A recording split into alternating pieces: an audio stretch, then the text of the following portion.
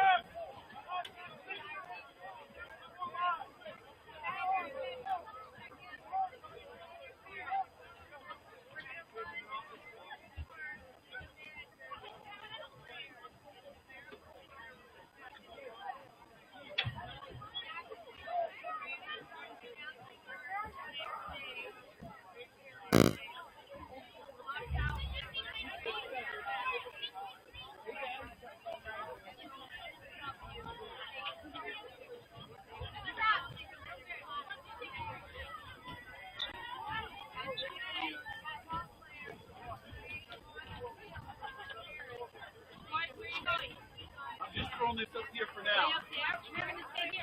I know that's where we're coming. I just threw it here.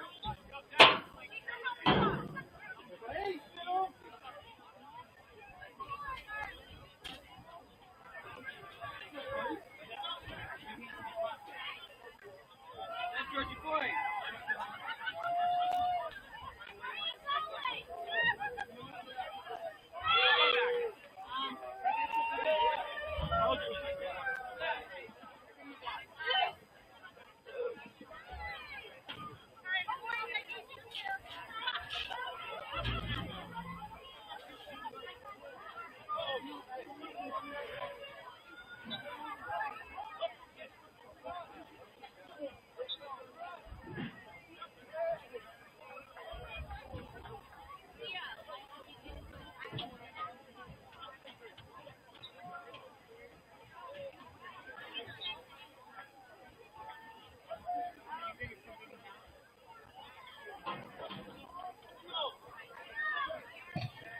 Once again, ladies and gentlemen, will the parents of our senior football members and our cheerleader seniors please report to the mouth of the tunnel as we get ready for tonight's senior night celebration.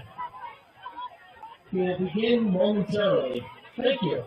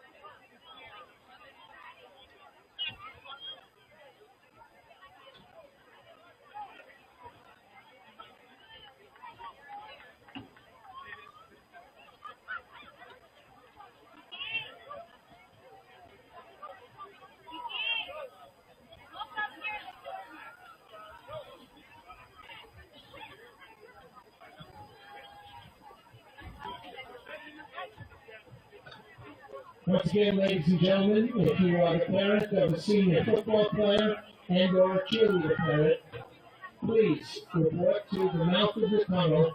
We're about to begin tonight's senior night celebration. Thank you.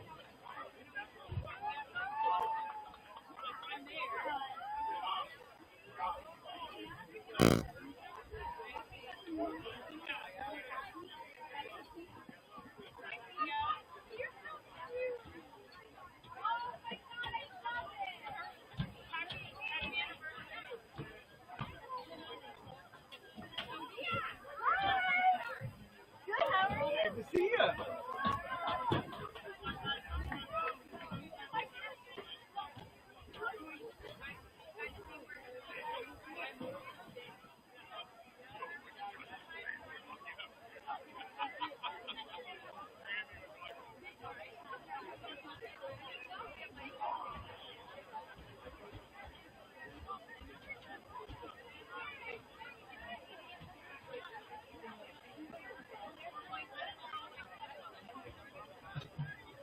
Good evening, ladies and gentlemen, boys and girls, and welcome to Tom Fujitani Field. Tonight is a very special night on the Warrior Sports calendar. It's a night where we take a full time out to recognize and thank the senior members of this year's cheerleaders and varsity football, along with their equally dedicated parents, for their many hours of service to the Warrior Athletic Program. So without any further ado, let's begin tonight's program. And let's start with the cheerleaders. Leading off, Summer Gardner. Summer is a 4-year varsity lineman. As a senior leader and team captain, she has earned many awards, including All-American by her parents. Summer is escorted by her parents, Cheryl and Eric, her sister and former varsity cheer alumni, Sky Gardner, and her brother, a future Warrior football player, Forrest Gardner. Let's hear it for Summer Gardner and her family. Next up, Sophie Mercado. Sophie has been cheering for Wilton since the 5th grade. Also on the cheer competition team. She will be accompanied by her biggest fans, her parents, Pablo and Alex, her brother Nico, who is a varsity football player, and her sister Bella, a Wilton youth cheerleader. Let's hear it from the Cotto family.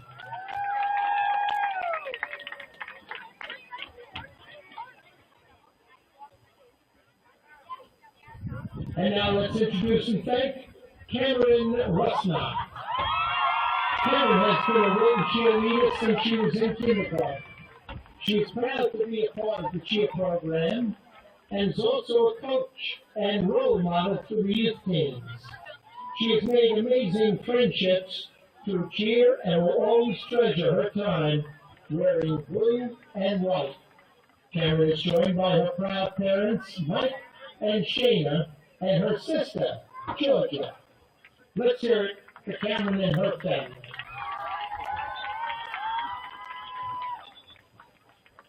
And now let's recognize and thank Eden Scavetta. Eden has been a dancer since she was 2 years old, combining this with her natural ability to be an energetic, positive leader. And that has made cheerleading a great match for her. Eden is excited to attend Florida Southern College next fall to pursue her interest in marine biology. Eden is joined by her father Frank and her brother Stephen.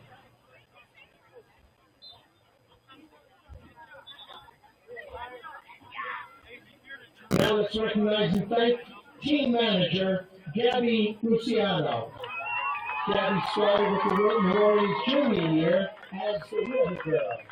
She soon realized her love for the sport and the team. When the opening spot for manager became available, she knew it would be the perfect fit. She has loved managing the team and working with Coach D'Annunzio. Gabby, we are all so proud of you. We can't wait to see what the future holds. Gabby is joined by her parents, Angela and Leo, sister Angie, and her brothers, Leo and Vinny. Let's hear it for them. Now let's hear it for Annie McMahon. Annie serves as one of the team managers as well. She's the captain of the Wilton High School softball team. She will continue her academic and athletic career next year at the Catholic University of America. Annie is joined tonight by her parents, Beth Ann and Matt McMahon.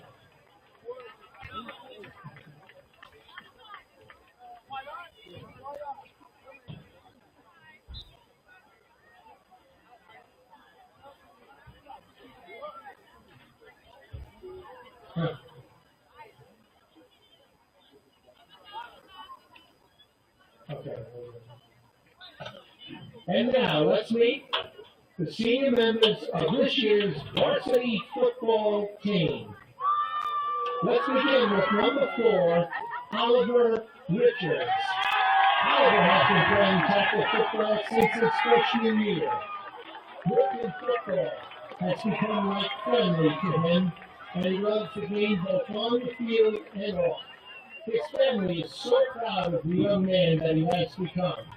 Oliver is joined tonight by his dad Ray and his sister Julia.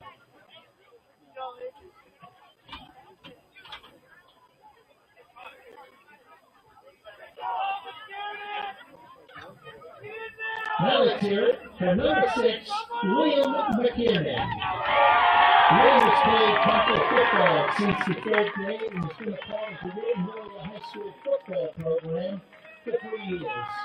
The friendships and memories made through Wilton football will carry on for years. William looks forward to representing Wilton on the basketball court and in the spring on the lacrosse field. Once a warrior, always a warrior. William is joined tonight by his biggest fans, his parents, Kerry and Kevin.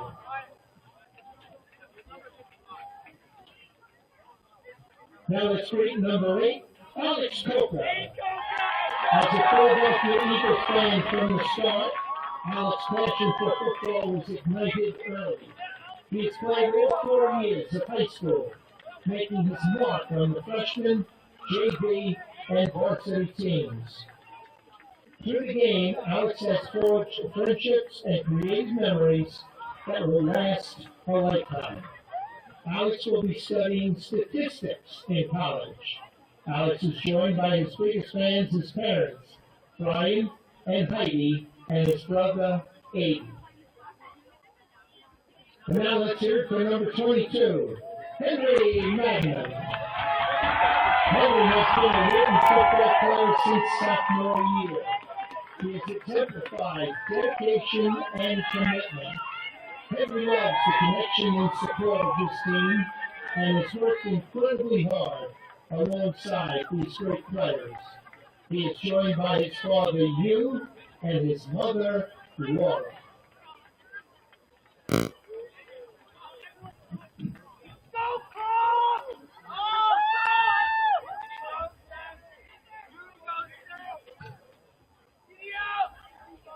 Now let's greet and thank number 52, Steph Cross.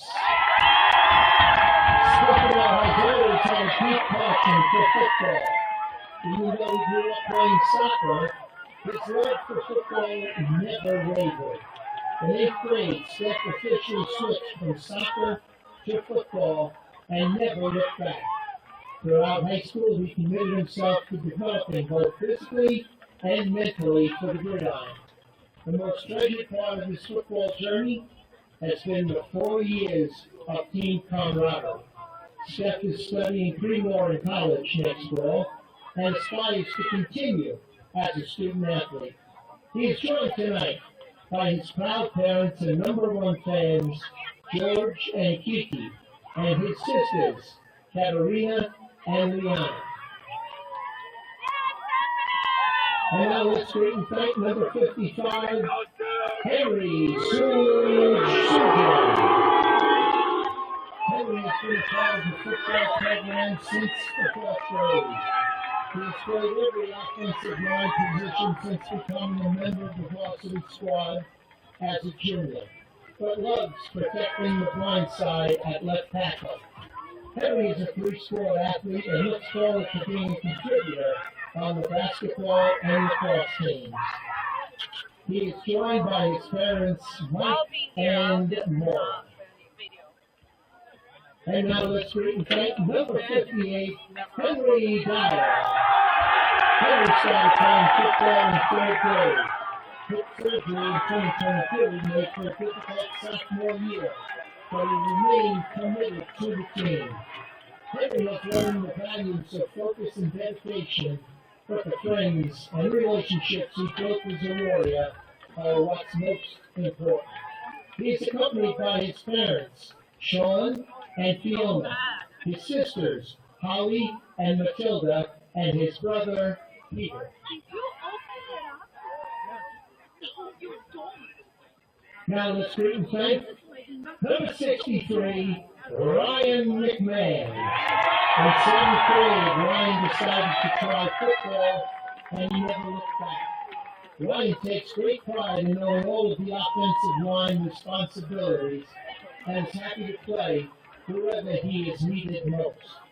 This became more apparent his junior year when he suffered a season-ending injury. Even injured, Ryan never missed a practice or game. It could be seen on his scooter, helping the coaches and teammates. His hard work and determination has already earned him offers to play at the next level while he pursues a degree in engineering. Ryan is joined today by his parents, Kevin and Ann. Now let's greet and thank number 99, Luke Ginsburg. Luke has always loved football. From his early days at youth, when he would change uniforms in the back seat, rushing from soccer to football, Luke was drawn to the camaraderie, the teamwork, and the passion for the game necessary to succeed at a high level. Since deciding to focus exclusively on special teams his junior year, Luke has taken his kicking, punting, and love for the game to another level, and built even deeper bonds with his teammates. Luke is joined by his enthusiastically supportive and proud parents, Jamie and Dan, and his older brother, Jack. And now for our captains. Number 6, Jack Schwartz. He's joined tonight by his mom, Penny, and his dad, Mark, and his sister, Meredith. Jack has devoted the past 12 years to Warrior football, embracing every challenge and moment on the field. His journey has been filled with highlights, from winning youth championships to earning a starting spot on the varsity team as a sophomore. Along the way, he's built friendships, created lasting memories, and gained teammates who will be his brothers forever. Although he'll miss the sport, he's excited for the next chapter, where he'll be playing lacrosse at Loyola, Maryland. Go Brien. Now let's hear it for number 7, Cale Dexter. Cale has been playing tackle football since 3rd grade, and is eternally grateful for the lifelong memories football has provided. Following in the footsteps of his older brothers, Jack and Trey, Cale has represented the Wilton Warrior football program with great pride and has cherished every part of the journey. He has embraced his captainship of both Warrior football and lacrosse with great responsibility and honor. Cale's love of the game has led him to seek opportunities to play football in college. He's joined tonight by his parents, Kim and Tom, his brothers, Jack and Trey, his sister Liv, on the line stream from Austin, Texas, and his grandparents, Jan and Tom Dexter. Let's hear it for the Dexter family. And now let's invite number 10, Joey Hagley. Joey is one of the Warrior team captains and has played varsity quarterback for the past 2 seasons. He has played on the Warrior football team for all 4 years of his high school career. Joey also plays Warrior lacrosse and has been named as one of the captains of the team in the spring of 2025. Joey is committed to playing lacrosse for Colby College next year. He is here tonight accompanied by his parents, Jane and Skip, and his sister, Amy. And last but not least, let's hear it for captain, number 21, Ethan Bailey. Ethan started his tackle football career in 7th grade. He has loved playing for Wilton High School in the past 4 years, and has been a 2-year starter. Defense has always been his passion, and the cornerback position has been his staple. He was honored to be selected as one of the year's captains. He has passionately co-led the team both on and off the field. He will greatly miss his time with his fellow teammates. Ethan is joined tonight by his parents, Jonathan and Angela, as well as his sister, Michaela, and brother, Parker. Let's hear it for the Baileys. And there you have it, ladies and gentlemen, the senior members of this year's Varsity Warrior football team and the cheerleaders. Congratulations to all of you, and thank you so much for everything you have done for Warrior football. Thank you.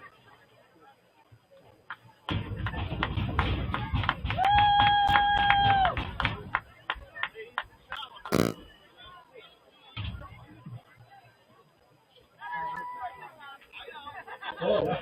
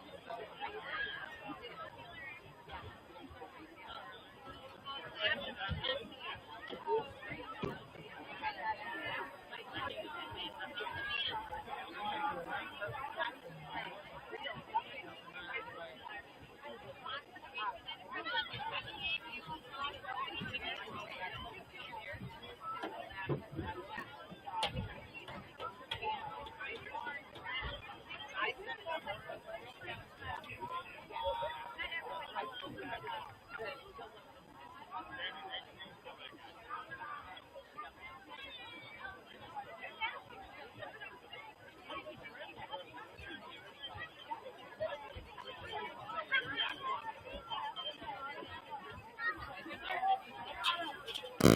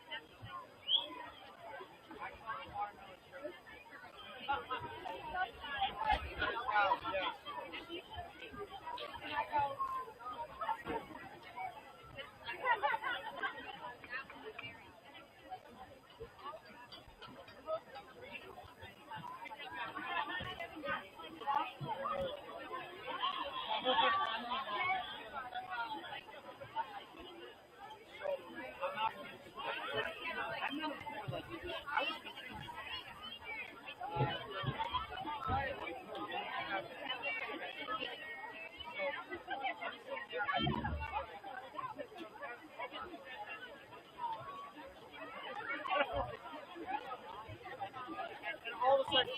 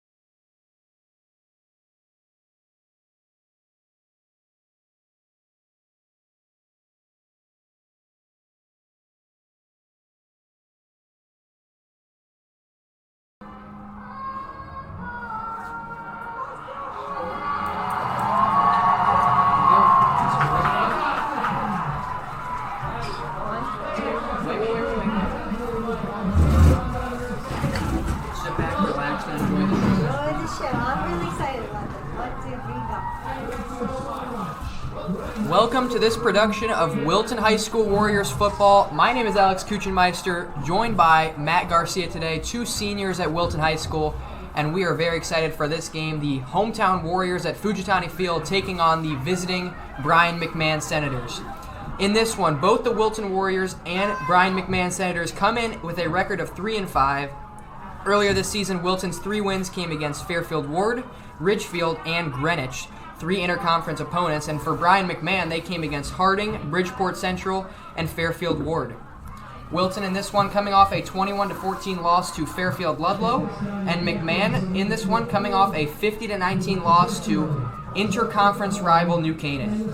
Matt, what can we expect in this one on senior night for these teams? This is a very big night for the Wilton Warriors here. They're currently honoring their captains, Cale Dexter, Jack Schwartz, Joey Haggerty, and Ethan Bailey. And as Alex said, both teams sitting at 3-5. This is a very crucial game for both teams.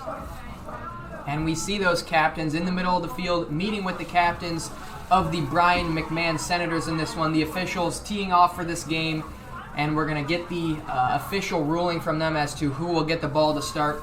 Excited for this one at Fujitani Field. A cold night tonight, but still the Warriors excited on that sideline to honor their senior captains.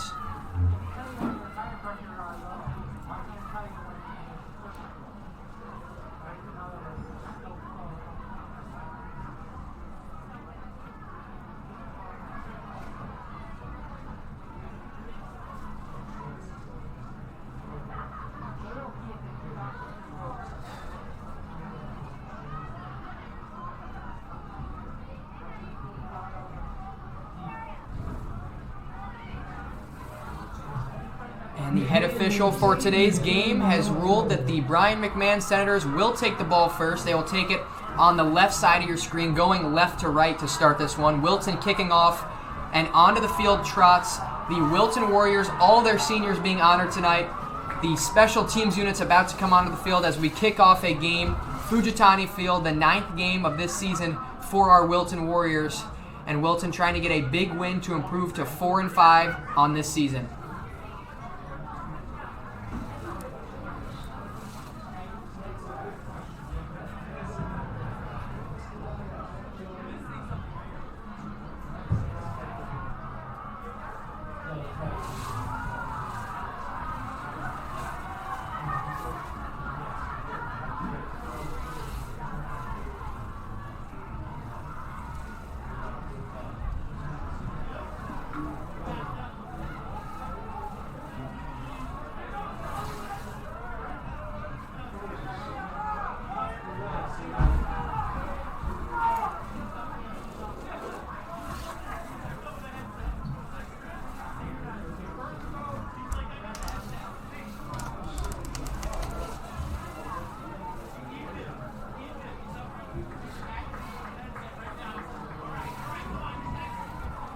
Brien McMahon's special teams unit is out there on the field in this one. They look like they have 4 players back there deep trying to receive it. Not sure what they'll do in terms of their return here, but Wilton will come out.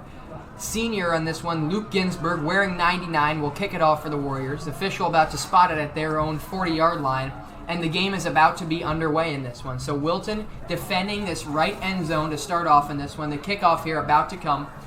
And coming into this one, the Wilton Warriors, as we said, they have 3 wins on the season, 5 losses. A big theme for them have been getting early stops on defense and converting early on offense. So we'll see here in this opening drive for McMahon if they can get going on defense and get their offense in favorable spots.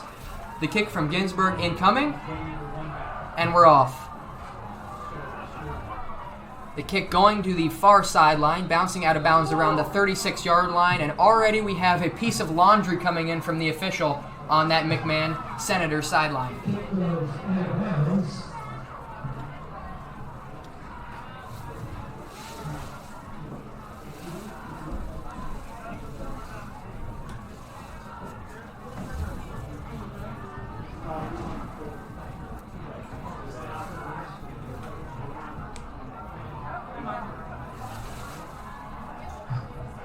First and 10 Senators from their own 40-yard line. So the Wilton defense already in a bit of a difficult spot to start this one after the kickoff out of bounds by Ginsburg. The Warriors have to defend now from McMahon starting at their own 40-yard line in this one.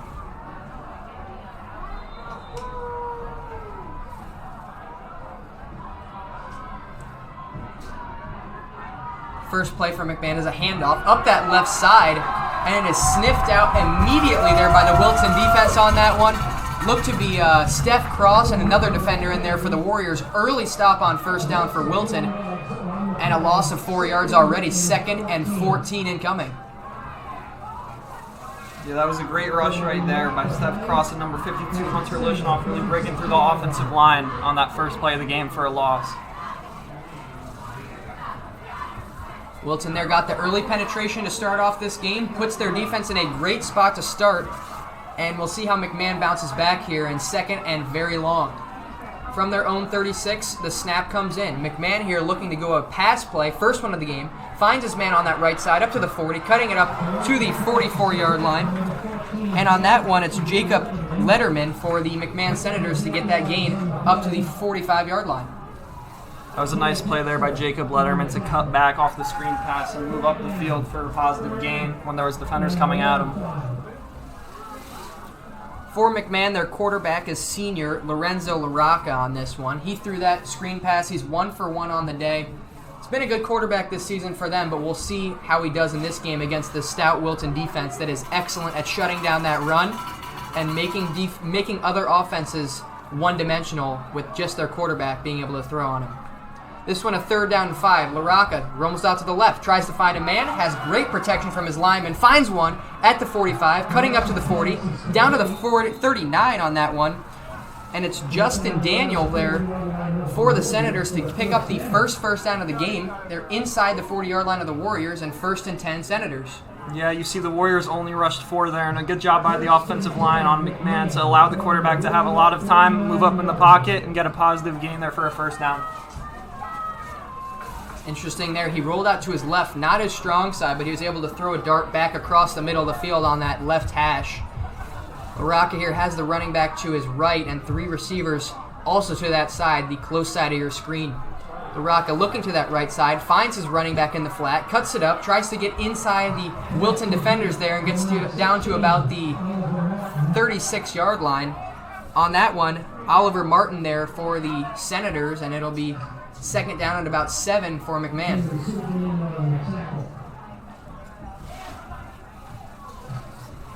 Second and 7.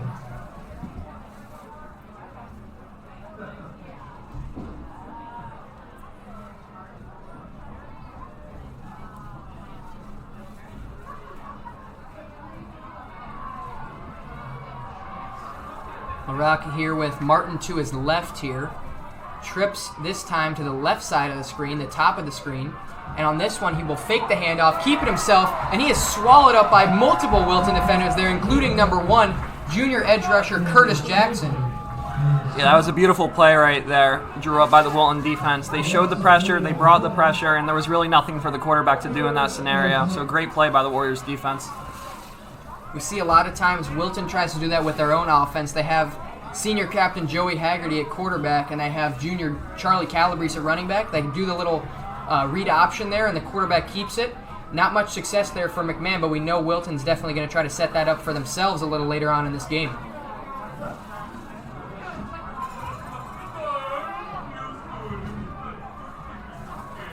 Martin in the backfield here to LaRocca's right. LaRocca looking back, steps up to the left, finds a little room on that left side and finds a man down at the 30-yard line. Jukes out a Wilton defender, picks up the 1st down, still pushing his way, and he looks like he's up to the 23-yard line of the Warriors there. That'll be another McMahon 1st down on this opening drive at Fujitani Field. That was a great job by the McMahon quarterback, rolling out of the pocket just to have enough time to find his receiver on a curl route, and it turns into a 1st down for McMahon.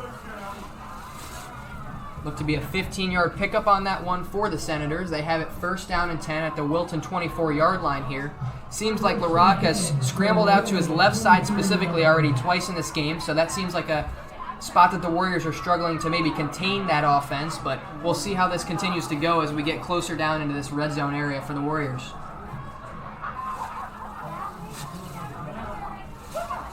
LaRocca with Martin to his right, tries to scramble out, jukes out a defender there, cuts in, trying to find someone, decides to use his legs and gets down to the 21-yard line. He got away from excellent edge defender Curtis Jackson there, who wears number 1 for the Warriors, and was able to pick up just about 3, maybe 2 yards there to set up 2nd and 8. Yeah, we see number 1, Curtis Jackson there, getting pressure on the quarterback immediately, but nice job rolling out of the pocket, picking up a positive gain on what looked like a dead play.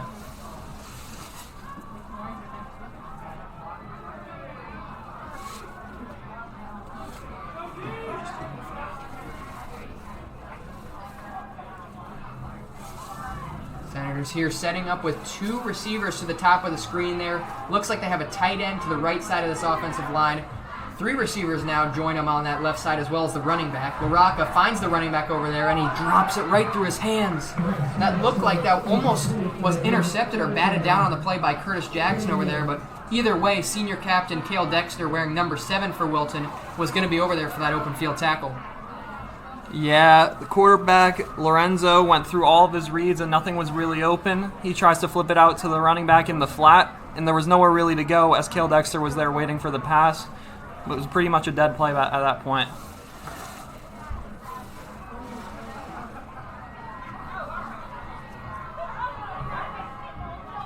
Under 7.5 minutes to go in this one. Brien McMahon has been milking the clock so far on this opening drive. They have been chewing this and trying to keep this Warrior offense off the field so far. LaRocca here with the running back to his right. Tries to step up, finds success on that left side, and he throws an absolute dart for the touchdown right on that A of the Wilton Warriors there. And that is a touchdown to Jacob Letterman, the sophomore on this one. Brien McMahon takes an early 6-0 lead in this one, and they are on the board first in this one at Fujitani Field, a battle of this FCAC matchup. That was really a beautiful throw there by quarterback Lorenzo LaRocca. The receiver beat his man one-on-one, and he found him right in the end zone. Beautiful pass.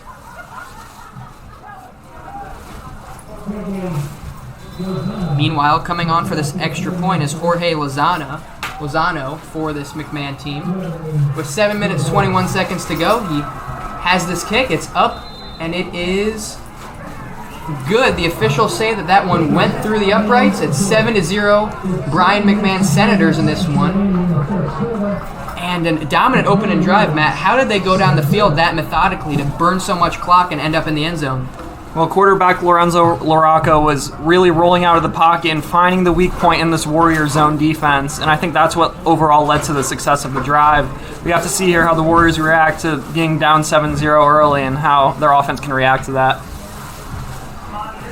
This is definitely some adversity for this Warriors team. They've gone through a lot of it.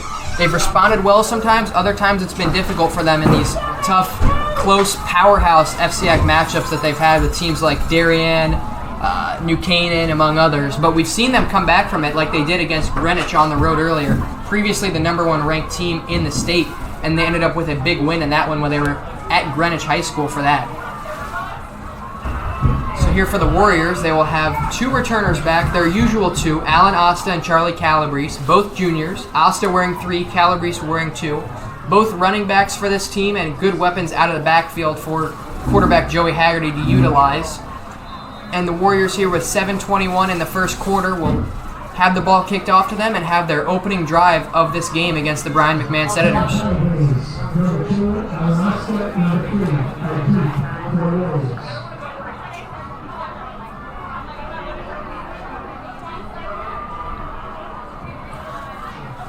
Kick is away here. It's a short one going to that right sideline. Grabbed by Asta, trying to cut it back. Doesn't find anything there. And he is dropped for a loss on that one. He had it at about the 20-yard line, tried to cut back and make a big play happen as he had against New Canaan. He had a kickoff return for a touchdown to end that first half, but in that one, he was unable to turn nothing into something there, and the Warriors have tough field position to start this drive. It was a good idea by number 3, Alan Asta, to try to cut back and make a play there, but there was no blockers out in front to guide the way. So unfortunately, it's a loss, and they're starting with on about the 15-yard line with pretty bad field position to start this drive, so we'll see what they can do here. That's right. So we've seen in this one, we got Haggerty and we got Charlie Calabrese in the backfield to start off the game. 3 receivers to the close side of your screen on that left side of the Wilton offensive line. And center Ryan McMahon snaps this one to Haggerty, pitch to Calabrese, up that left side. Good blocking by the receivers on that side. and he's able to get to about the 23 or 24 yard line on that one to pick up solid yardage on that toss play to the left side. A little sweep for Calabrese, one of their potent offensive weapons in this one to start off the drive. I think the key to success on that play was a block by number 21, Ethan Bailey, that really paved the way after the pitch for Charlie Calabrese to pick up a good gain on first down. Bailey wearing number 21 for the Warriors. He is one of their captains, and he lines up to the furthest to the right, to the top of that screen at receiver. Here it's a handoff inside to Calabrese again, trying to get an inside zone play there for him. Gets up to about the 31, 32. Officials calling it the 33-yard line. He reached at the end of that play, and he picks up the first down of the game for this Wilton Warrior offense. The blocking up front again looked great, not only with the linemen but also the receivers out wide. Just Charlie Calabrese, number 2, showing lots of acceleration here early in this drive. Lining up at receiver at the bottom of the screen, junior Theo Satrazemis here for the Warriors. They got trips to that right side, including tight end Cale Dexter wearing 7, Satrazemis at the bottom of the screen, and Haggerty and Calabrese in this backfield. Calabrese moves from the left side to the right side, and it looks to be a false start called on the Warriors in this one.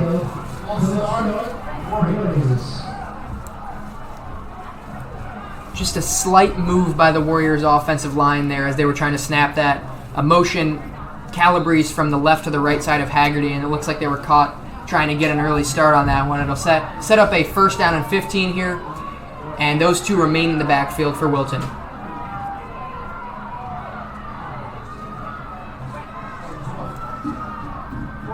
Haggerty takes the snap, gives it to Calabrese for a 3rd straight time, runs up into the 30-yard line, and runs into a crowd of Wilton and McMahon players there.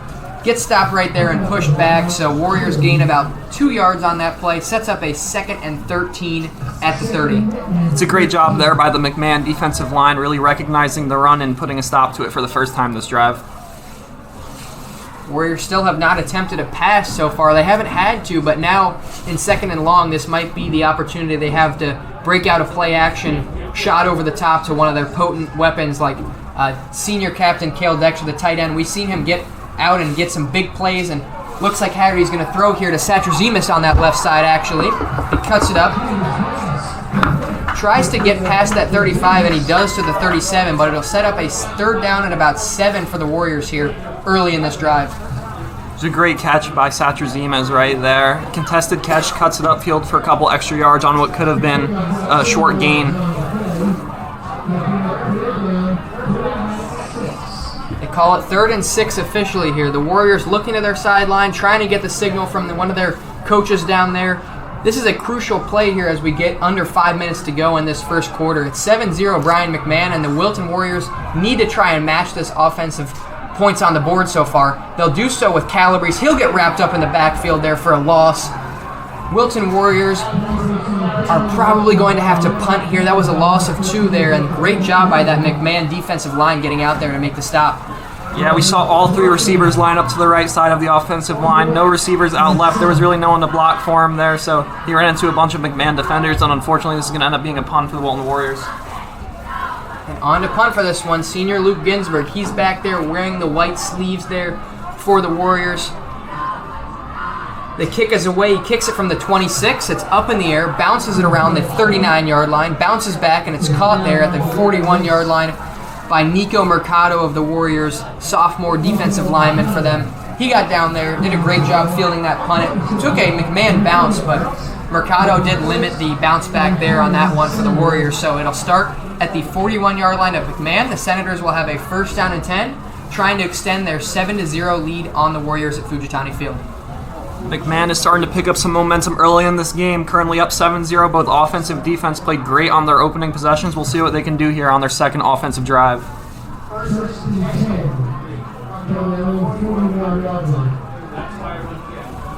Senior Lorenzo LaRocca, the quarterback, trying to follow up that excellent methodical first drive that they had when they marched the ball down the field and had a touchdown pass on that A of Warriors in that right end zone. Here he'll throw it out to the left side actually, at the 40-yard line, trying to make a man miss, and he will. The burst up that left sideline there by Jamel Bynum of the McMahon Senators, and he will get into Wilton territory at the 46, and he'll pick up a 1st down for McMahon. Justin Daniel, number 5 on McMahon there, had a great block that allowed the receiver to push it upfield for the first down. If he was not there to make that block, that could have been a loss on the play. Those are the key battles there. It's a one-on-one block. They get just enough of a spring free for their receiver, and he's able to take it there for about 12 yards, and it's a first down McMahon. They're already in Wilton territory here at the 46, as we said. LaRocca here in the backfield with Martin, the running back, to his right. Handoff will go to Martin, pitching it out to the left, trying to get a block there from his left tackle and receiver, but he'll get a few yards there. Picks up about 3 or 4 up to that 41-yard line of the Warriors, and nice moderate gain on first down. Really opens up the McMahon playbook on second and medium. That was a nice play there by Oliver Martin. Not much room to work with, but he lowers the shoulder, makes a power play, and he's able to get a good gain on first down.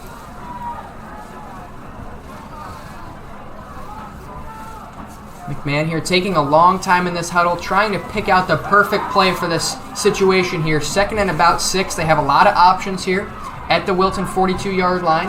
Under 3 minutes to go in the first quarter. They have been dominant in terms of time of possession so far in this one as they continue to march. LaRocca here trying to find a man, steps up to the right side, and he does find somebody at the 35-yard line, cuts to the 25, slides down at about the 20-yard line there.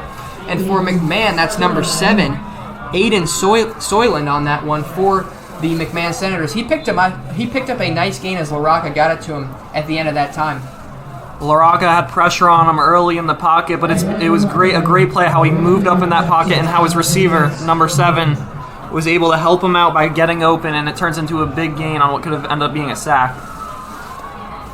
Seen LaRocca here time and time again avoid the pressure for just an extra couple of seconds, throw a strike to a receiver who is on the move and has a lot of momentum, and we see the run after catch for McMahon so far has been great in this one. They've got a lot of extra yards just from these plays, and the officials now are spotting it just inside the 11-yard line of the Warriors, so we must have been some type of penalty that we hadn't seen, but it's officially now first and goal, or first and 10 for the Senators. They can get to the half-yard line of the Warriors to pick up one more first down. We're under 2 minutes, 30 seconds to go in this first quarter, and LaRocca has Martin to his left in the backfield as the Senators have first down.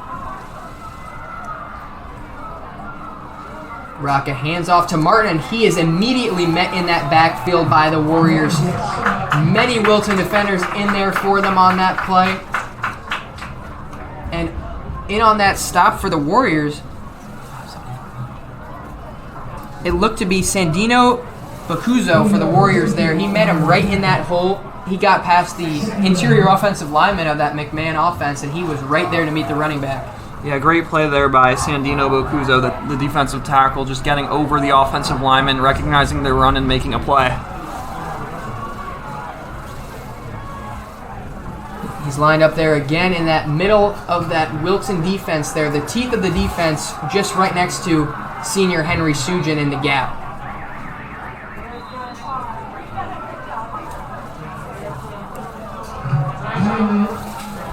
And the first time out of the game is used by the McMahon Senators. They stop it with 1:21 seconds to go in this first quarter. McMahon leads 7-0 at Fujitani Field on Wilton senior night, and they are driving here with a second down and 13 at the Wilton 14-yard line. This is a tough spot for the Warriors defense here. McMahon already scored on their first possession. They were able to stop the Warriors with great defense on their first possession. And now the Warriors defense has their backs up against the wall here, trying to stop them on a second and 13 on about the 15-yard line. Let's see what they can do, if they can stop them or if this turns into a big momentum swing here.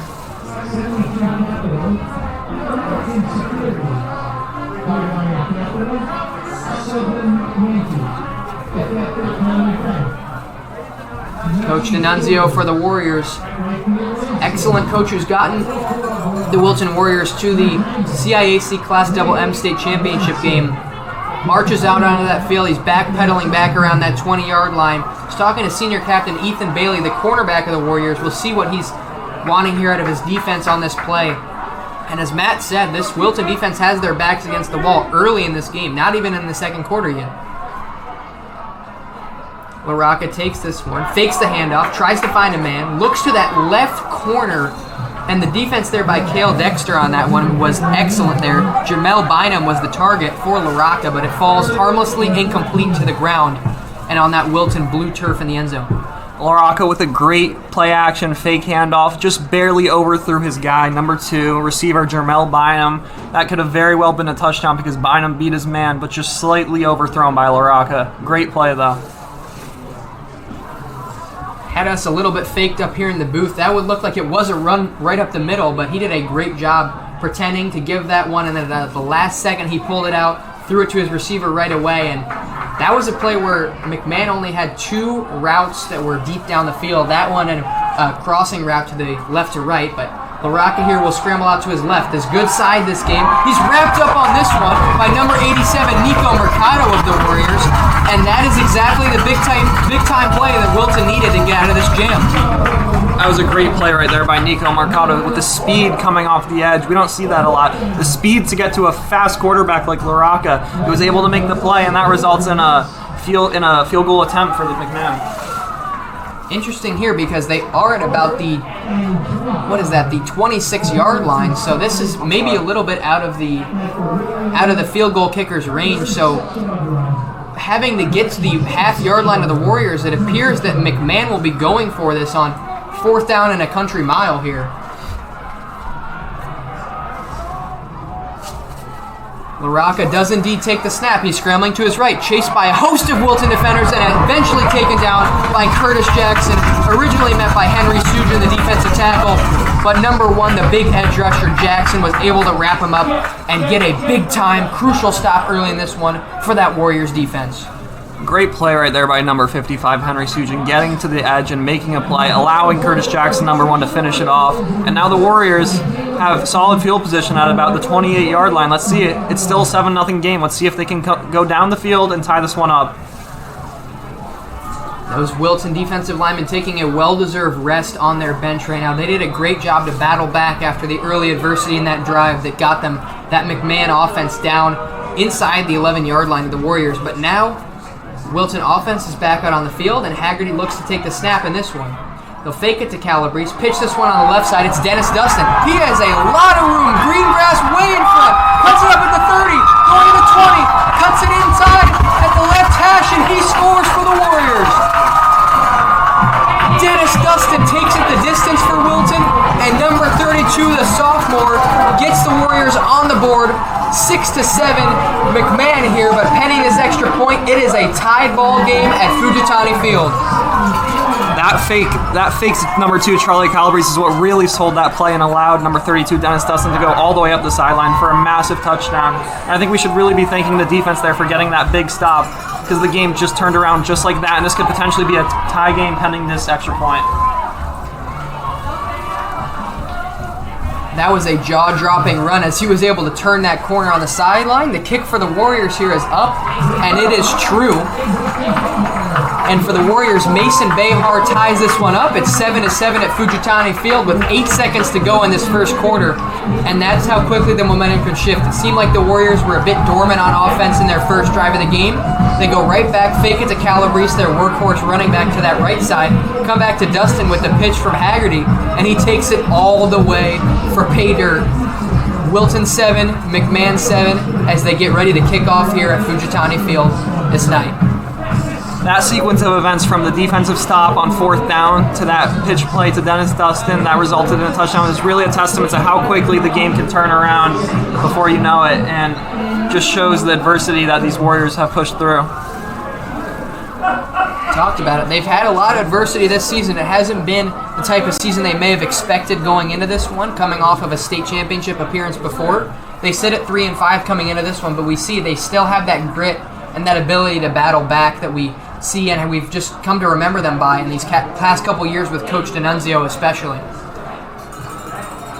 Senior Luke Ginsburg here will look to kick it off from right to left. 8 seconds to go in this first quarter. So Ginsburg kicks to that far sideline again, that left side. Bounces right at the 30, and it's caught by McMahon right there. Number 17, Jorge Lozano, gets it for McMahon. They're actually their kicker, who made that extra point for them early in this one. And McMahon, with 6 seconds left to go in this first quarter, will take over for their third possession of the game. with this game back tied up, 7-7. Fresh start for the offense. Let's see what they can do here if they can march down the field and regain the lead here against this Warriors defense that has been quite stout to start the game.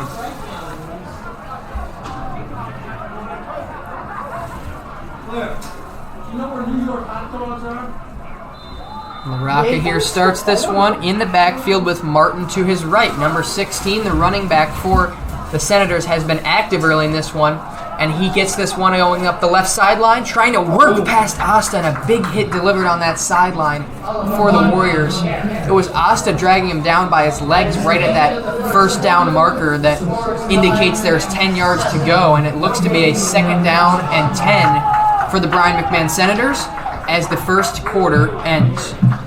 Right there at the end of that first quarter, big play by Captain Ethan Bailey, number 21, bringing in the hit at the end to really stop that run and make sure he didn't get a gain on first down. Wilton here has battled back. As we've said, they were facing the adversity early. They've come back. They had that big run play, and it seems like their players are really fired up now to try to get back in there and get that offense back the ball. Matt, what do they need to do to limit LaRocca's ability to step up in the pocket and get their offense the football back to start off the second quarter strong? Well, I think that they need to either get a spy going on LaRocca because he's moving outside, inside, up in the pocket as long as he wants to, and I think they got to limit that because he's really extending these plays here, and that allows receivers in the middle of the field to get open, and we've seen multiple big plays due to that, so they got to cover up the middle of the field and make sure they're not allowing LaRocca to get all the time in the pocket that he wants.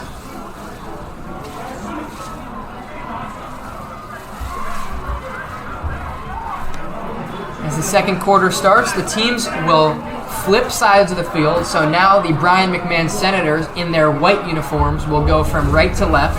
If you're just joining us, this one was a very offensive game, especially for Brien McMahon in this one. Jacob Letterman, the sophomore for them, the receiver who wears number 14, he had a touchdown on that right side of the field, the right end zone, to put McMahon up 7-0 early. But a one-play drive for the Warriors was capped off with a Dennis Dustin run from about 70-plus yards for the Warriors. So as LaRocca steps up here, tries to avoid the blitz, and as Matt was saying, that's something the Warriors need to do, limit him, and Alan Osta's there to step up and make the stop for a gain of only 1.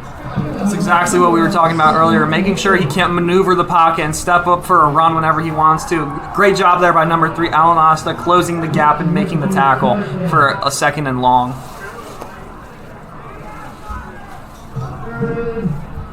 As we were saying, we had the quick strike of the Warriors offense. That's really the only offense they've been able to get so far in this game, but it was a big play that sprung them free. So we'll see when the Warriors take the field back if they can capitalize on that, maybe run some plays that look like that, but maybe go for a pass, catch the McMahon defense lacking. But for McMahon, it's been very methodical here as they march the ball down the field. They face a 3rd and 8 to try to extend this drive and do the same as they did the first 2. This one goes right in the middle of the field, trying to make a tackle on that one of the Warriors.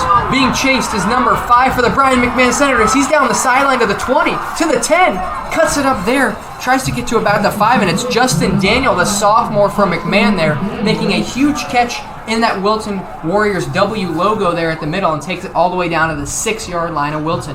Yeah, that's just what we were talking about there, making sure the middle of the field is covered up. And that's the same play that McMahon has been running quite a bit here. 3 receivers out to the right, and they got a running back rolling into the flat. This time the middle of the field was wide open. He hits it, quarterback LaRocca hits his guy, and a couple missed tackles by the Warriors, and just like that, they're inside the 5-yard line. Another red zone possession here for McMahon. They had one on their first drive. They were able to hit a pass for the touchdown. We haven't seen them run in a touchdown yet, but I wouldn't be surprised. They've tried to get LaRocca and multiple running threats open and going around the different sides of the field here. They've worked the field well. And in this one, it'll be Martin in the backfield. It'll go to him. He'll kind of cut it up the right side. He tries to find a seam, and it's a great open field tackle there by the Warriors linebacker who came in there to make the stop. It'll be interesting to see what McMahon opts to do here down at about the 2-yard line. We haven't seen much offense in this entire game from down inside the 5. It'll be interesting to see what they ought to do here, either run it or maybe run it with LaRocca. We'll see. Yeah, we know LaRocca's very mobile just from the beginning of this game and how it's gone so far. We're at 10 minutes, 41 seconds to go in this second quarter, and we already know how much of a dangerous threat he can be with his legs. Maybe they'll go with the quarterback power. Maybe they'll just try to punch this one in up the middle. But a wide variety of options here for this McMahon offense as they start. This one will go with a direct snap up the middle and in for the touchdown for McMahon. It's number 2, Jamel Bynum. He took that direct snap. No need for LaRocca there. He took it himself, and it is a touchdown for McMahon. They extend their lead to 13-7 in this one, in that left side, that left end zone. And he hits pay dirt for the first time. So two different Senators scoring in this one already for McMahon. One for the Warriors. And pending this extra point, it'll be a 14-7 game early in this game. It was a well-designed play there by McMahon. A direct snap to the back in the backfield, and it worked perfectly. Nobody even had to touch him. He just walked right in. Extra point for Brien McMahon is up, and it is good. And so the score in this one, with 10 minutes, 38 seconds to go in the first half, it's 14-7 Brien McMahon. If you're just joining us, it is senior night for the Wilton Warriors. They're honoring many seniors in this one, including their senior captains Cale Dexter, Jack Schwartz, Joey Haggerty, Ethan Bailey, among others. Wilton here had a one-play touchdown to sophomore Dennis Dustin, a pitch out from Haggerty on that left side, and that was the only score of the game for the Warriors, really their only instant offense they've been able to get. And after this kickoff, we'll try to see the Wilton Warriors here, if they can extend some drives, try to get a more methodical approach like McMahon has had.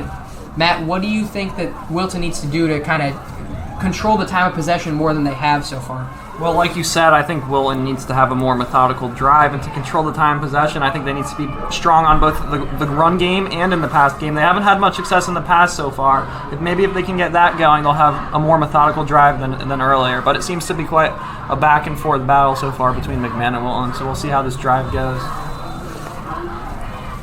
Remember, in this one, Brien McMahon did receive the opening kickoff, so if the Warriors can get this game tied at half, they'll consider themselves to have played a solid half of football, but we're a long ways from that. 10:38 left to go in this first half, and the kickoff here going from right to left for McMahon. This one's a short kick, fielded by Dustin, who scored the only Wilton touchdown of the game. He jukes to the left side, tries to make a defender miss, and he'll set up the Warriors with pretty solid field position here at their own 34-yard line. This might be the best field position the Warriors have seen all night off of a kickoff, so we'll see what they can do, how they can work with this, and maybe get the pass game going a little bit as well as the run game. As we know, it all starts with Calabrese out of the backfield. He is a huge threat for the Warriors in the run game. Maybe if they can hit some play-action passes off of a fake to Calabrese in the run game, they can get something going in the air, but Haggerty takes command of this offense, gets them set, and they will start their third drive of this game. The Warriors will, going from left to right now in this second quarter.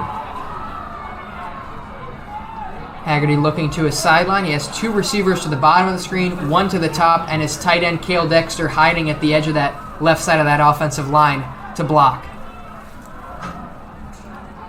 Haggerty here will give the Calabrese a huge gap on that right side, pushing past defenders, jumping over a defender at that last part of that run. He got into McMahon's territory, so one play, Warriors already having more success on the ground in this one, and they have been dominant when they've run with Calabrese to the outside.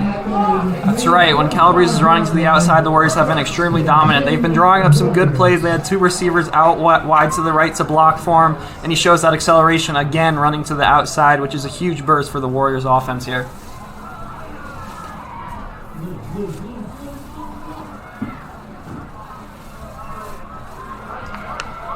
Haggerty here with Calabrese to his left. Two receivers a step back from that offensive line. Padilla goes in motion from left to right. It'll be a flip out on that left side to Cale Dexter, the senior tight end. He's at the 25, making the 20, 15, 10. And he is down there for a huge gain into the red zone for the Warriors. And that's senior captain Cale Dexter, first catch of the game for him, and he has been a huge threat for this Warriors offense this season. Great to see him get going. He's averaging 60 yards per game in the receiving game. First down Warriors. What really made that play work was number 11, Jake Padilla, go in motion there to the right side, really took the eyes of the linebackers, and that allowed number 7, Cale Dexter, to leak out to the left side of the field, which had nobody over there, so he was able to make a huge gain out of it. First time we're seeing the jumbo formation for Wilton. It'll be Calabrese in the backfield without Haggerty. Calabrese will take it, runs up the middle to that right side, finds a crease, gets over his blocking by his right tackle and right guard there. Great job by them. It'll be a 2nd and about 2 for the Warriors. Nice play there by the Warriors on first down out of the jumbo formation. Direct snap to Charlie Calabrese, runs it right up the middle, and now you're in a 2nd and short situation, which has a lot more options. You can do a lot more things here than you could on a 2nd and medium or a 2nd and long. Warriors were looking to stay in this formation, but it appears a timeout has been called here. Believe it was by Brien McMahon on this one, so if so, that'll be their 2nd timeout of the half already with 9:18 left to go in this 2nd quarter.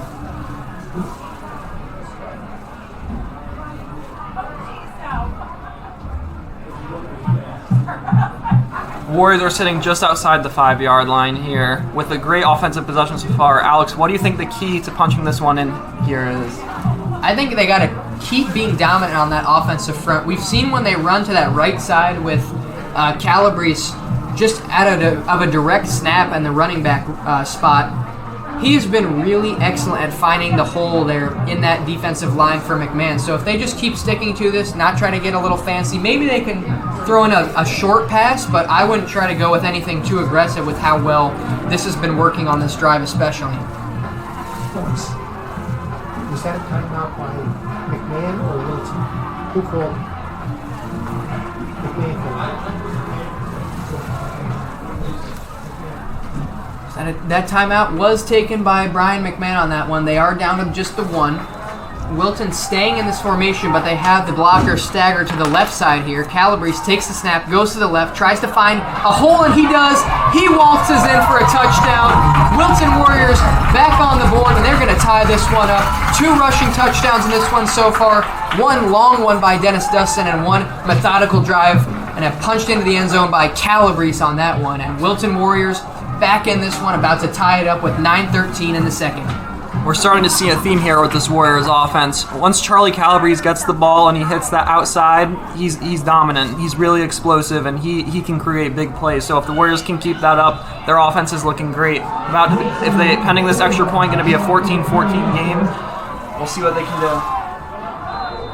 The extra point, the officials are still discussing it, and they're going to say no good. It looked like it barely went in, but the officials think that it just went barely under that upright.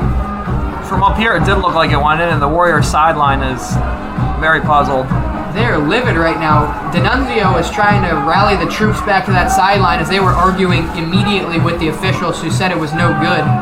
Wilton's still in shock on their sideline.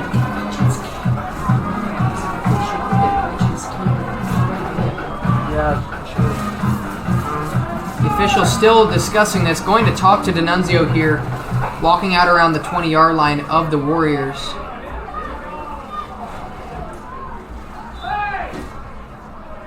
And the head official has confirmed it. It did, in fact, go in. It looked at it had, but I guess the officials didn't have a great view with how much of a line drive that one was from Behar, but nevertheless, Wilton ties this one up 14-14, 9 minutes, 13 seconds to go in the 2nd quarter here at Fujitani Field in this one.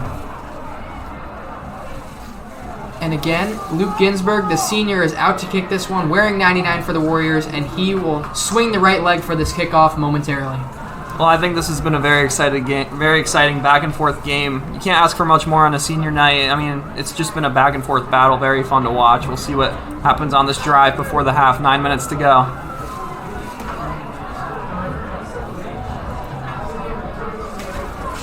Ginsburg trots back to his own 34-yard line, ready to kick this one away. The troops ready to run down that field and make a big-time tackle here for the Warriors. And the kickoff from left to right is away.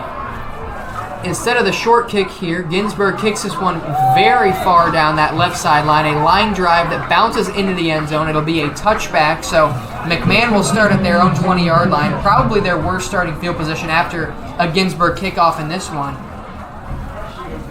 And with about 9 minutes to go, we'll see if the points keep coming in this game.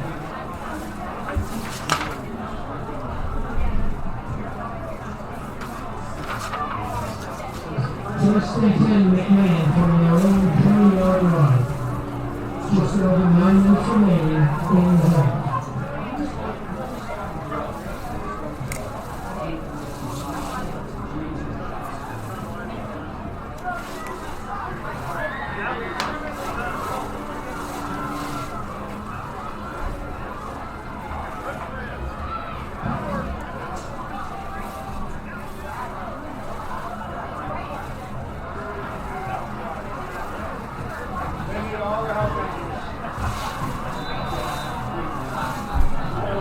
And now the McMahon offense is back on the field here. So LaRocca trying to march this team down the field yet again. They have 2 methodical drives for touchdowns already, and this one, his first pass of this drive, is dropped by Jacob Letterman on that one. He had the touchdown earlier for McMahon, the sophomore receiver, but just falls harmlessly to the turf there for the Wilton Warriors defense. And that's great zone coverage right there by the Wilton Warriors defense. Didn't apply much pressure on the quarterback, but we see Cale Dexter, number 7, captain, roll out to the flat and allow that to be an incomplete pass. And if he did catch that ball, he wasn't going anywhere. We have multiple Wilton Warriors players who do play both sides of the ball. We see Cale Dexter in there in that slot cornerback spot where he can play man or zone coverage, and he also plays tight end for the Warriors. Here it's a run, going up that left side and holding on to his back of his jersey there on that one. It's number 55, that's Henry Sujan there, the defensive tackle. He made a big play there on number 16, Oliver Martin, in that backfield, and Sujan held on for dear life and ended up making that stop on the McMahon running back. That's an absolutely huge play right there by number 55, Henry Sujan. Grasping by his 2 fingers, holding onto that jersey. If he doesn't do that, the running back could have broken loose and made a big play, but he just holds on and allows for a loss on the play. Absolutely huge for the Warriors defense here. It's a 3rd down now. We'll see what McMahon does here on a 3rd and long. These have been the downs, though, that LaRocca has really thrived in. He's been able to step up in the pocket, especially to the left side, and deliver strikes over the middle of the field. He rolls out to the right this time, has a lot of time. Curtis Jackson chasing, trying to find a man, and he does at that 30-yard line, cutting up to the 40-yard line and spinning out of bounds is the McMahon defender. Again on 3rd down and long, LaRocca's there. He throws an absolute dart in that middle of the field. That time it was a little closer to the hash, but still a completion nonetheless, and he is able to pick up another 1st down for McMahon. This is what we were saying earlier. The Warriors really need to limit. They've allowed LaRocca to roll out of the pocket and buy lots of time. There was no one coming at him at all. And when he buys that time, his receivers downfield are able to get open, and he throws a dart. And he connected there for a big play on 3rd and 13, on which could have been a big stop for the Warriors defense. When the Warriors defensive backs have to cover for that long, it's really difficult, especially with these shifty receivers that McMahon has out here that they run with this trips formation. They have the trips here to the left side. LaRocca throws this one to the bottom of your screen, trying to make a juke, and he does. Jukes out the Warrior defender, Bailey there, and still cutting it up to about the 49-yard line on that one for Jermel Bynum. He had that rushing touchdown, the direct snap to him that put the McMahon Senators up 14-7. He wears number 2 with those red sleeves, so it's easy to see him when he has the ball. And he was able to pick up a nice gain there for McMahon on that play, getting them to the Wilton 49-yard line.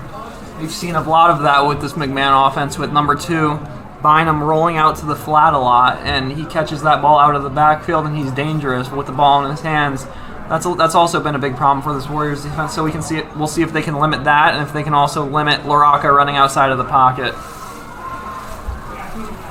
Bynum will be at the bottom of the screen here. You can see him with the red sleeves. He's right next to that tight end for McMahon. This one, a fake toss to the left. LaRocca trying to get away from Sujan there. Sujan trying to chase him, and he forces an incomplete pass there from LaRocca. One of the few ones he's had this game, but great job from the Warriors senior Henry Sujan, using his speed and mobility at the defensive tackle spot to get out there and force LaRocca to make a bad throw.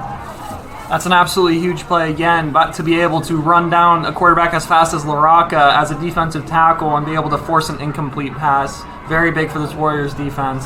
And now it's 3rd down once again. We'll see what they can do here.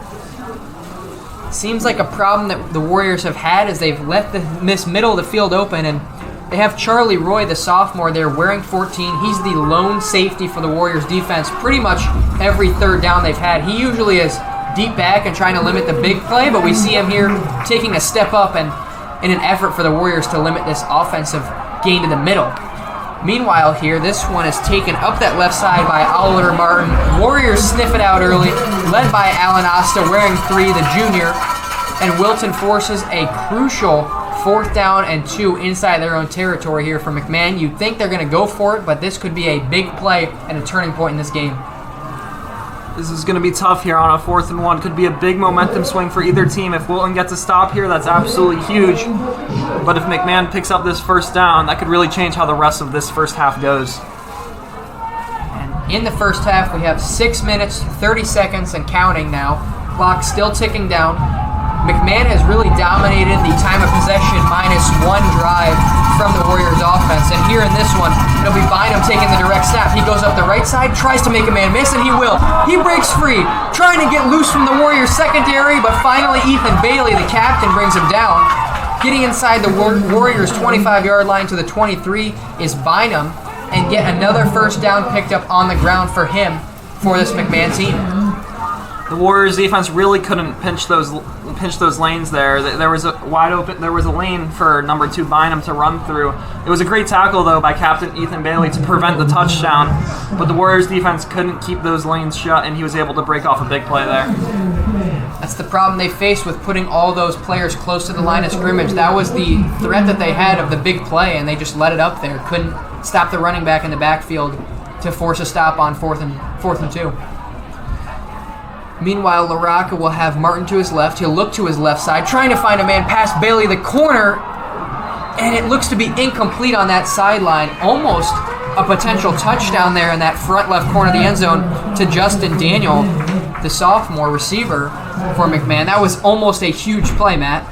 That was a great throw right there by quarterback LaRocca, but even better defense by Captain Ethan Bailey, number 21, to be able to break up that pass and prevent the touchdown for McMahon.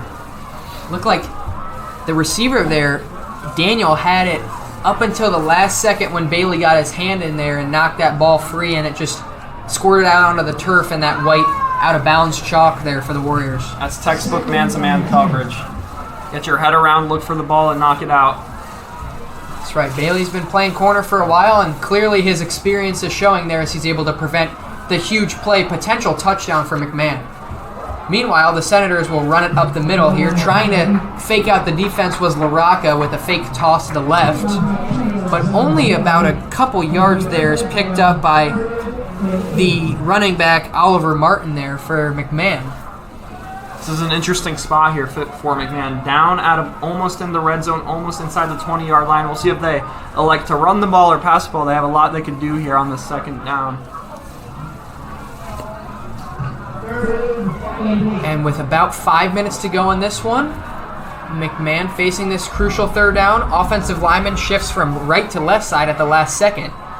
On this one, it'll be a direct snap up the middle, trying to get some yardage as Jermel Bynum, and he will be stopped short. It'll bring up a 4th down for McMahon right at the 20-yard line of the Warriors. So McMahon trying to play it safe there, get a few yards to set up a potential try to convert here on this 4th down that could be really, really big in terms of who gains the momentum to close out this first half. Yeah, this is a huge 4th down play right here with roughly 4.5 minutes remaining in this first half. We'll see if LaRocca can make another big play with his legs here, roll out of the pocket and hit one of his receivers, or if they try to run it here. It's 4th and 6, so this is a situation where they could go to a variety of players here with LaRocca throwing or maybe even running himself. We haven't seen him pick up a lot of yards with his own legs. Penalty marker comes in. Yeah, but that penalty marker could be costly here as it is on the Senators. So delay of game is what the officials have called. They were late to get up to that line of scrimmage with LaRocca, and it'll cost them 5 yards as McMahon has dropped back to about a 4th and 11 here on this one. And this becomes a much different circumstance now as they try to potentially convert and keep the clock running against this Warriors defense.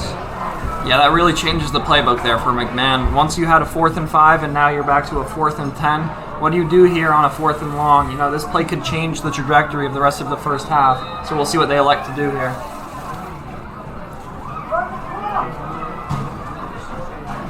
McMahon now huddling over towards their sideline at their 30-yard line marker on that side of the field. They run out there. Offensive line jogs into position here.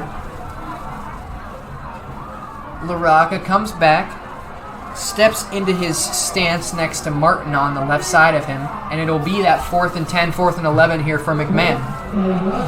LaRocca does take the snap, looking to throw, tries to find a man, pump fake, still looking, finds his man up the middle, and oh my goodness, he makes a man miss. He's down to the 10, to the 5, trying to go all the way on that one, and he stopped just short. That's Jermel Bynum, another huge play from him, and they're down to the Warriors' 5. Again, we see the Warriors only rushing about 4 defenders. They're not putting pretty much any pressure on the quarterback here. Allows LaRocca to buy time in the pocket, roll out, and again we see Jermel Bynum roll. He's able to get open downfield, and then he makes a couple people miss, and just like that, they're inside the 5-yard line with 3 minutes to go in this first half, and that could very well change the trajectory of this game.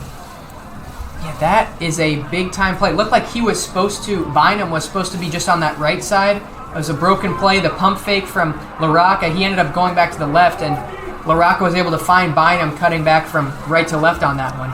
Meanwhile here, it'll be LaRocca trying to throw that one, heavily pressured on the play by Steph Cross, the senior for the Warriors, and LaRocca had a man on that right side, maybe a tight end in the flat for a touchdown, but Cross able to put just enough pressure to force the miss there from LaRocca going from left to right. We see that time on 1st and goal, the Warriors actually dial up the pressure, something they haven't been doing recently, and it works because LaRocca doesn't have time to throw the ball, so he forces it, and it results in an incompletion. So maybe the Warriors will recognize that, and they'll keep bringing the pressure as this game continues. That's right. Seemed like getting after him there was very successful, something they haven't done, as Matt was saying, and that could be a key to success here, but on this one, it's Jermel Bynum again taking this direct handoff. He's looking to run up that right side, tries to cut up, meets a host of Wilton defenders, including Curtis Jackson, who originally brings him down there, and it'll be no gain there for McMahon. 3rd down and goal upcoming as we get to about 2 minutes and 30 seconds approaching in this first half. Yeah, I think number 3, Alan Osta, also made a great play on that down because he's able to put pressure on number 2, Bynum, forcing him to go all the way out to the right where he's met with multiple Warriors defenders right at the line of scrimmage. So huge play there by number 3. Yeah, looked for a second like Bynum would have the opening to get to that right pylon, but great job by Wilton showing their athleticism and their grit to get over there and force that one to be cut back up the middle by Bynum. Now LaRocca's here in the backfield again. He's got Martin behind him. LaRocca here does not look to Martin. He tries to cut back. Met by 2 Wilton defenders. Still steps up. Tries to get free. And he almost made something out of nothing there. He ducked under 2 Wilton defenders. Stepped up in the pocket. And that was almost a magician Houdini escape there for LaRocca. It was almost a Houdini-esque escape right there. But we see that the Warriors didn't dial up the pressure once again, but the coverage in the end zone was very good. So it really worked out that time for them. We'll see what they do moving forward here. Yeah, they are relying on their defensive backs to make the coverage there in the end zone. And in that one, it was a rare case of when it's worked out. Maybe it's because the dimensions of the field inside the 5-yard line are so small, and it's much easier to cover all that ground in that blue painted end zone that reads Wilton. But LaRocca there, if he had been able to make just one more defender miss, that would have been easily the play of the game so far for McMahon, and just an absolute athletic masterclass from him and that McMahon quarterback. But Wilton eventually able to swarm, 1:41, and the Warriors take their first time out of the half here with this 4th down upcoming and a field goal try for McMahon.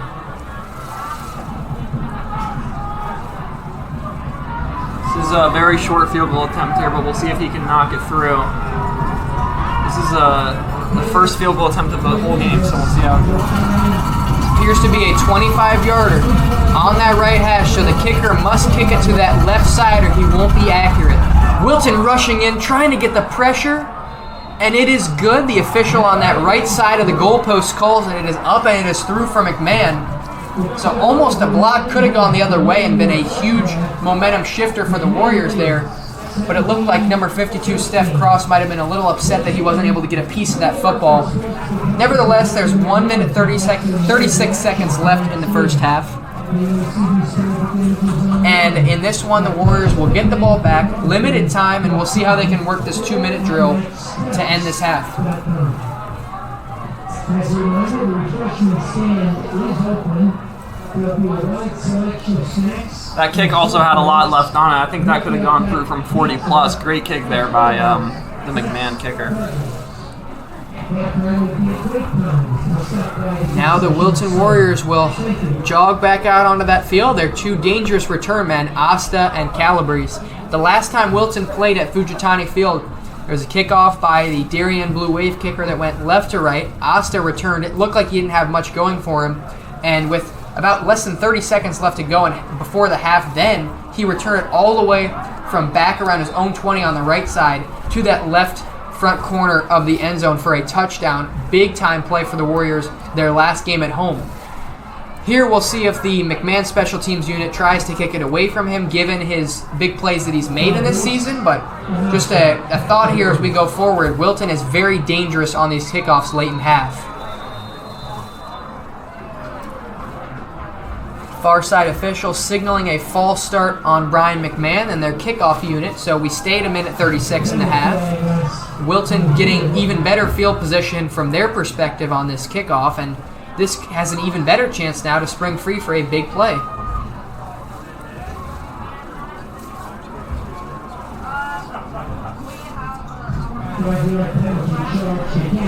Wilton here with 2 timeouts left in the half with 1:36 to go in sort of a 2-minute drill situation. We'll see what they can do, if they can get a field goal or even better, a touchdown on the board.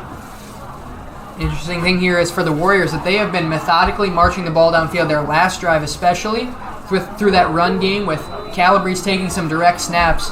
Not sure that can be the approach here with limited time that they have on this clock before half, but maybe we can see Haggerty flex his arm talent a little more down the field, try to hit some shots to get the Warriors in a good position.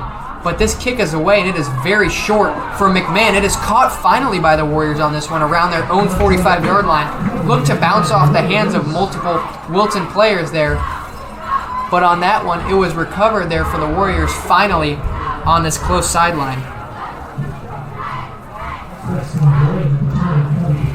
That was Preston Gray there who fell on it for the Warriors in their special teams unit. He was the hero of that play because if he hadn't been there, that might have been a McMahon football going the other way, already in plus territory.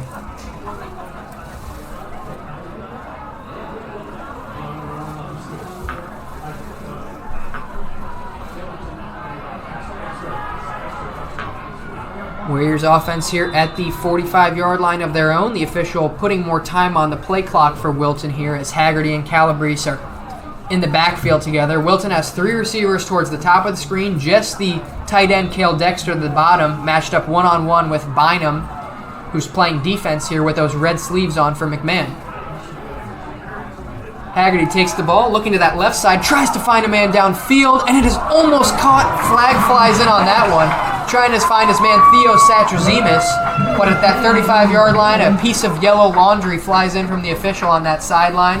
It looks to be a penalty on McMahon. That was a nice throw right there to number 10, Joey Haggerty. He saw there was a lot of contact downfield between Theo Satrazemis and the defensive back, number 14, Jacob Letterman, for McMahon. And unfortunately for McMahon, Jacob Letterman did not get his head around to the ball, and he was all over the receiver, so that's going to be called a defensive pass interference 10 out of 10 times. That's right. Good call by the officials. It'll be at the 40-yard line of Brien McMahon. So only, 9 seconds comes off the clock so far for the Warriors. They started with 1:36, now 1:27. Clock has stopped, and Haggerty takes the snap. Fakes this one to Calabrese, cuts this one up the right side, and he's met by 2 defenders there for Brien McMahon. The first one there, Gavin Peterson, the sophomore, made a stop there at that 40-yard line, and the Warriors with the clock running will run hurry up to try to get more plays off here before the half ends. Haggerty here takes a snap, looking downfield, tries to find a man, has a lot of time, now scrambles to the left, finds Calabrese at the 40, cutting up to the 30, and gets out of bounds with a first down for the Warriors. Great job by Calabrese with the late route there to the left side, check and release, and he's able to get a first down for the Warriors with 54 seconds. That middle of the field there was really wide open, and smart play by number 2 Charlie Calabrese to leak out there and call for the ball from his quarterback to turn it into a big gain and get out of bounds, stop the clock with 54 seconds left. We'll see what the Warriors can do here.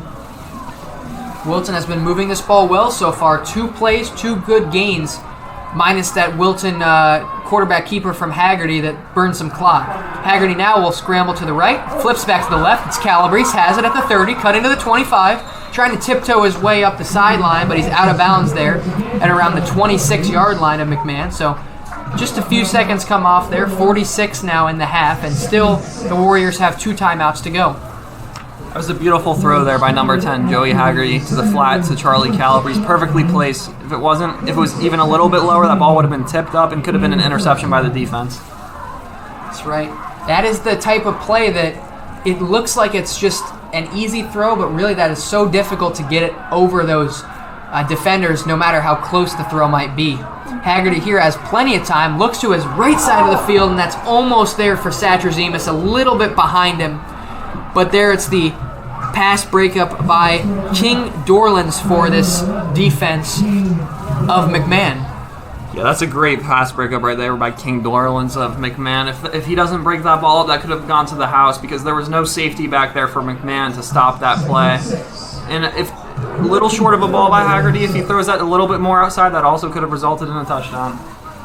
That's right. It's just a game of just a couple of inches either way. It could make or break the play, and we saw that's a prime example of it with that man-to-man coverage on the right side of the field. Haggerty here will fake, go up the middle, tries to make a defender miss, and he looks to dive for about a first down to the 20-yard line. 35 seconds here, and the clock is finally stopped for the first time in this 2-minute drill by Coach D'Annunzio of the Warriors. Haggerty did a great job to fake that throw to the screen to the outside and cut it right up the middle. Great blocking. And it looks to be just maybe a first down, maybe just short, but great job by Haggerty nevertheless. Great job there by Haggerty, recognizing the hole in the defense and attacking it, able to come very close to the first down. We'll see what they do here. Far side of the field, Chain Gang is signaling that it's 4th and inches for the Warriors, so interesting how this could affect the play calling here for D'Annunzio's team. There's 32 seconds left. The clock is stopped. They have one more timeout. And they're at around the 20-yard line. So the first priority here for them has to be pick up the first down to keep the drive going. So you would think there might be a run, but at the same time, the Warriors need to get this yardage and try to get into the end zone here to take the lead going into half.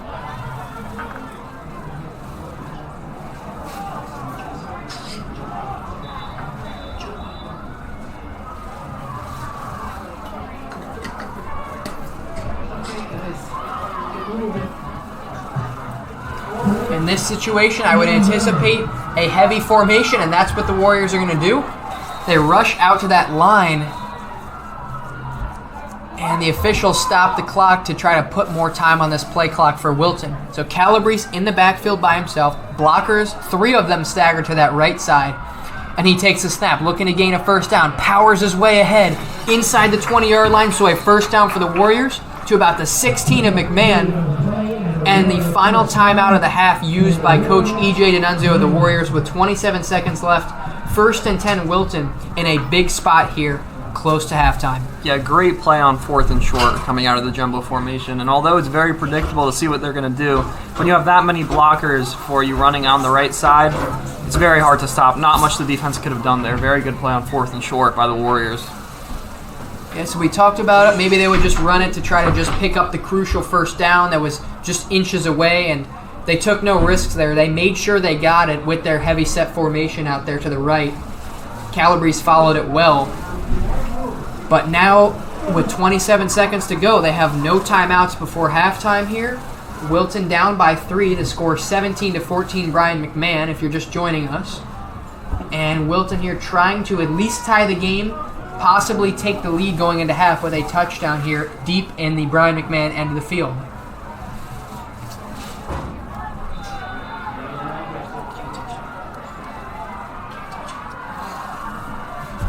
Haggerty takes the snap, looking to his left, tries to find a man in that left front corner of the end zone. Tried to find Theo Satrazemis. It's incomplete on the play by Theo Savage-Razimis there on that sideline, but a flag thrown in immediately and pass interference signaled by the official on the defense of McMahon. Yeah, there was lots of contact down there in the end zone, and great call by the officials calling that defensive pass interference. But number 5, Theo Savage-Razimis, almost reeled it in there. But now the Warriors have another opportunity with 23 seconds to go in the half and 1 timeout remaining. We'll see what they do here. Warriors here will have to work quickly here. We know they have limited time. That penalty in high school of pass interference is half the distance to the goal, so in this situation the Warriors won't have it on that goal line as they would in a different rule system of the NFL or college, which some of us may be more familiar with. But the Warriors here will have it at the 9-yard line, still in a tough spot trying to throw it in for a touchdown. Haggerty here looks to his right, finds, he looks like he had Cale Dexter there on the out-cutting route, possibly a touchdown play there, but just high from Haggerty on the throw. Yeah, as Alex said, if that ball is just a little bit lower, he's finding Cale there for a touchdown. Unfortunate, but it's still 2nd down, and they have a couple more tries to get this, punch this one in before the half. So it looks like the officials gave the Warriors the yardage, but did not reset the downs there. So it's 2nd down and 1. That could be interesting if the Warriors try to pick up a quick 1st down and then power it into the end zone, but I would expect here they're going to try to throw it 3 straight times at least to try to get this into the end zone. Haggerty here has Calabrese behind him. He takes the snap, fakes the toss, looks back to that left side, finds Dexter. He's tackled in the open field. Clock is running. Wilton cannot stop it. There's 13 seconds left to go. Officials fumbling the ball now. Wilton trying to get up and clock the ball at the 6-yard line. Haggerty gets under center, and he spikes it with 11 seconds left to go in the half. So the clocks appeared to stop when the chains were moving there, which allowed the Warriors to get back on that football and stop it. That was a great play-action toss play on 2nd down for allowing Cale to run all the way across the left side of the field for an easy 1st down, which now allows them to clock the ball and allows them to get another shot at the end zone here before the half. So it's now 2nd down because of them spiking the ball. They have 11 seconds, as Matt said, and it's a very crucial spot here for the Warriors as they try to take this lead over the Brien McMahon Senators into half. Haggerty here in the backfield with Calabrese to his right. Haggerty trying to find a man, rolling to his right, heavily pressured on the play, floats it up in the middle of the field. Oh, and it looked to be almost caught by Ethan Bailey, the senior captain playing receiver, wearing 21 for the Warriors. It looked like it was jarred free at the last second as he came down to the ground with 3 seconds on the clock. And that could have been a huge turning point, big-time momentum shifter, and a huge touchdown catch for the Warriors. That would have been a heroic play for Bailey, the captain. But with 3 seconds, the Wilton special teams unit will attempt a field goal to tie this one up. A little bit of a desperation throw, but it was almost reeled in by number 21, as we said. And now at least they get to kick the field goal. Behar's kick is up, and it is good. So time expires in the 1st half. Wilton ties up this game at Fujitani Field. Wilton 17, Brien McMahon 17. These 2 teams in the FCI conference nodded in this one as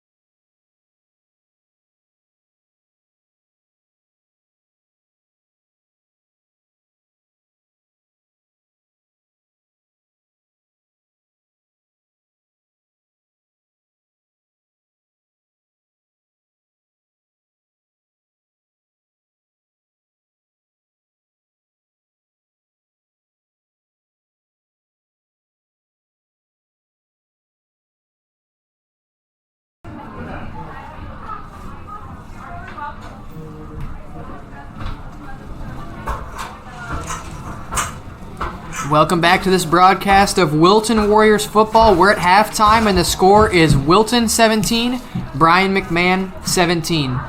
And before we start this second half, as the Wilton Warriors run out onto the field, we have a special message. If you are from the town of Wilton and are interested in being part of a Wilton Town Talk, this is about any small business or something that's relevant to the town of Wilton. Hi, welcome to Wilton Town Talks. I'm Liam. I'm Jack. And we're talking to Deputy Chief Sapola in the police station, and we have some questions for him. So, we heard that the police station is being rebuilt, so could you give us an update about that? Yeah, first, thank you for having me. I'm excited to do this with you guys today. Yeah, very exciting. Our current police station was built in the 70s at the time for a force of 25, at that time, all male police officers. And obviously, over the years, our force has grown. If we're full staff, we have 45 officers, male and female. And we really just outgrew the space. So we were really happy that, a couple of years ago, we had the community support and got the funding to build a new police department. And that construction started really in this past spring. And it's really been amazing to see and watch, because it's right in front of our current building, starting with the foundation, and the steel starts going up. And now they're at the point of, putting up some interior walls. So we really get to see that space that's really going to be twice the size of our current building, a modern facility, and somewhere for the members of the Wilton Police Department beyond my career to grow and continue to provide, the public safety services to the town of Wilton. That's awesome. What do you, as police, want to tell us, the youth, about just the whole town, pretty much? So, first and foremost, I've completed my 19th year here in Wilton, so I'm into my 20th, which is crazy to think about. I always equate everything to going to school. I did 12 years of school and then 4 years of undergrad. Did my master's later on, but that's 16 years, and I've been doing this longer than that. So it's hard to wrap my head around. I've seen the town change quite a bit, but in terms of the youth, through that 19 years, being safe on the roads when you become of age to drive and get there behind a motor vehicle, limiting distractions, going the speed limit. The majority of what we deal with in the town of Wilton is surrounded around motor vehicle, whether it's crashes.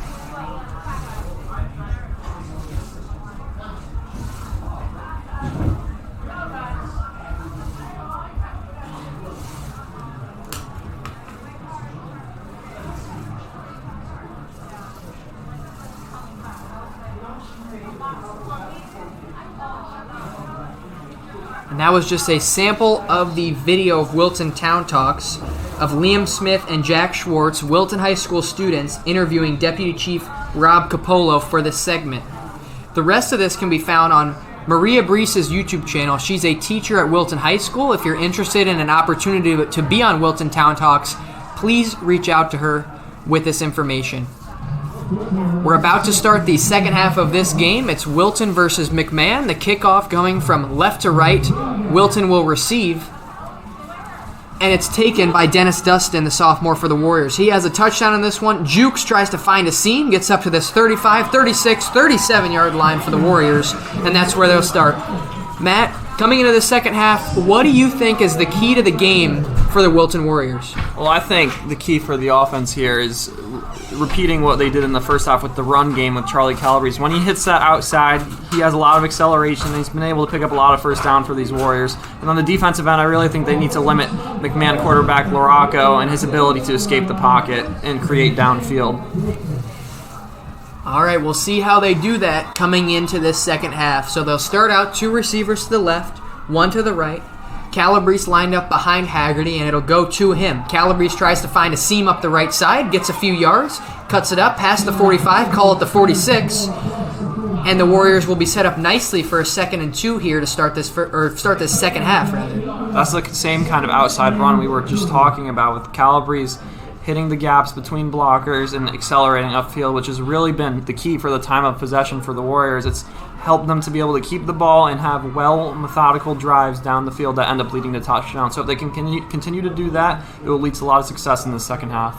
That's right, and that's how they keep their defense well rested on the sideline and keep LaRocca, who has been so dangerous and Matt has alluded to as being just such a threat. He'll keep him on the sideline too.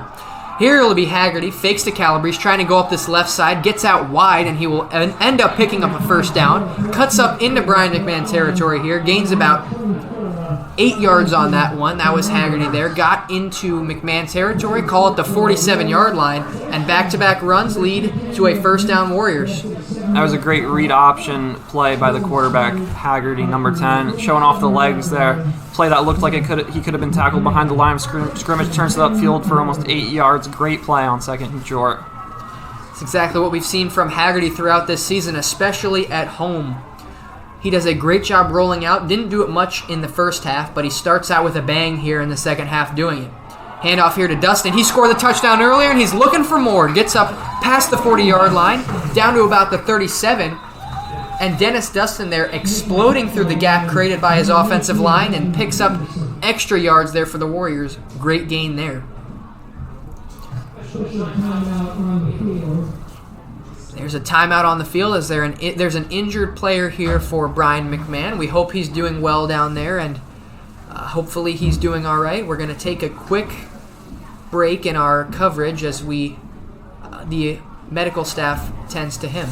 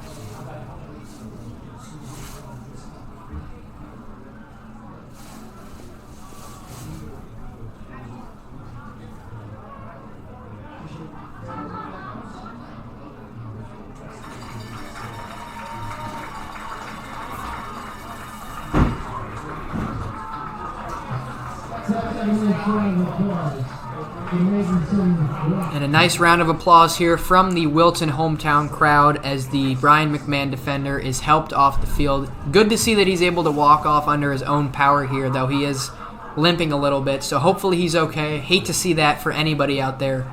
Putting in 110% here from both sides of these teams. Tie game, it's been a back and forth one, and it's just tough. We never want to see that for a player on any side of the field.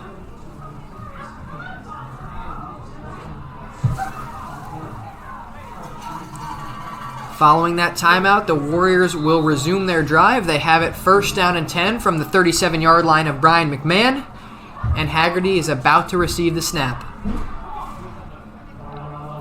Haggerty takes it, looking to pitch to Calabrese. Doesn't. Kind of a broken play here, and Haggerty ends up being taken down by a swarm of Senator defenders there.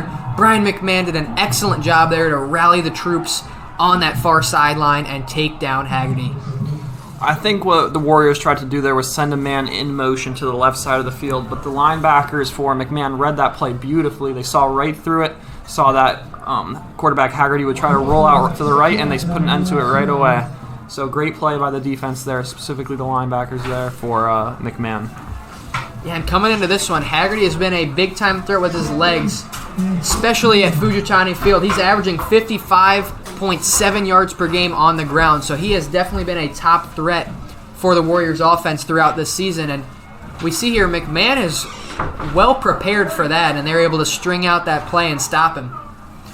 Haggerty here fakes to Dustin, tries to look back to the left, looking for a shot down the field. Dustin's jersey appeared to be tugged there, but no flags come in from the officials. It'll be a 3rd down now and very long for the Warriors offense.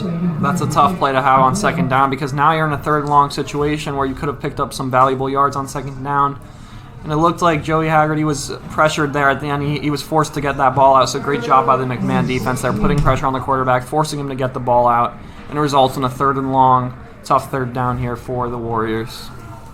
It'll be 16 yards they have to pick up here. If they want to continue this drive, they must get to the 27-yard line of Brien McMahon. Haggerty here has Dustin to his left. Looking for receivers down the field, trying to find one. Looks for Jake Padilla on that one, the comeback route inside the 40 of Brien McMahon, and it is incomplete there. Great coverage on the play by the Senators' defense, and Wilton will face a 4th and very long. Yeah, great coverage there by King Dorleans. Really was on the defender on the receiver from the start, and he poked that ball away just at the right time. Great defense there on a 3rd and long to force a punt for Wilton. That's right. Luke Ginsburg, the Wilton punter, has a big leg that he can swing and pin this McMahon team back deep for their first offensive drive. Ginsburg here wearing number 99, getting ready to take this snap. Gets it. Kick is up and it is away. High kick, bounces down at around the 10, takes a nice Wilton bounce into the coffin corner there for the Warriors special teams unit. Looks to be spotted at around the 6-yard line by the referee there. So Ginsburg there does a great job to flip the field in the Warriors' favor. And now it'll be 1st down and 10 for Brien McMahon. That's absolutely huge for the Warriors, pinning them down at about the 6-yard line because although you weren't able to convert on a 3rd and long, now McMahon's going to have to march all the way down the field because you pinned them deep in their own territory. So we'll see how McMahon reacts to this very bad starting position. That's right. The Senators are huddling in their own end zone in that blue painted area. So the Warriors here in an advantageous spot for their defense. They've been getting after LaRocca all day, but he has been able to escape. We'll see if Matt's key to the game for this Wilton defense comes to fruition here if they're able to stop him. But on the first one, LaRocca throws it to the ground, and he is able to find a man down the middle of the field at the hash, cutting it up the field to the 30, 35, 40, 45, 50, 45, and he's finally chased out of bounds there. Justin Daniel there, the sophomore there for the Brien McMahon offense, is able to take that one many yards down the field. He was able to make a couple men miss and get a crucial block on that one. Takes it deep into Wilton territory here, first play of the drive. We saw Wilton safety Charles Roy sitting very far back in the zone there. And this is a common theme in the game where the middle of the field just has been so open for quarterback LaRocca, and he's been able to find these guys in the middle of the field because the safeties are playing so far back, and it just shows right there that one of their weapons was able to take it deep down the field, and the Warriors really have to tighten up their coverage in the middle of the field if they want to put a stop to this offensive drive.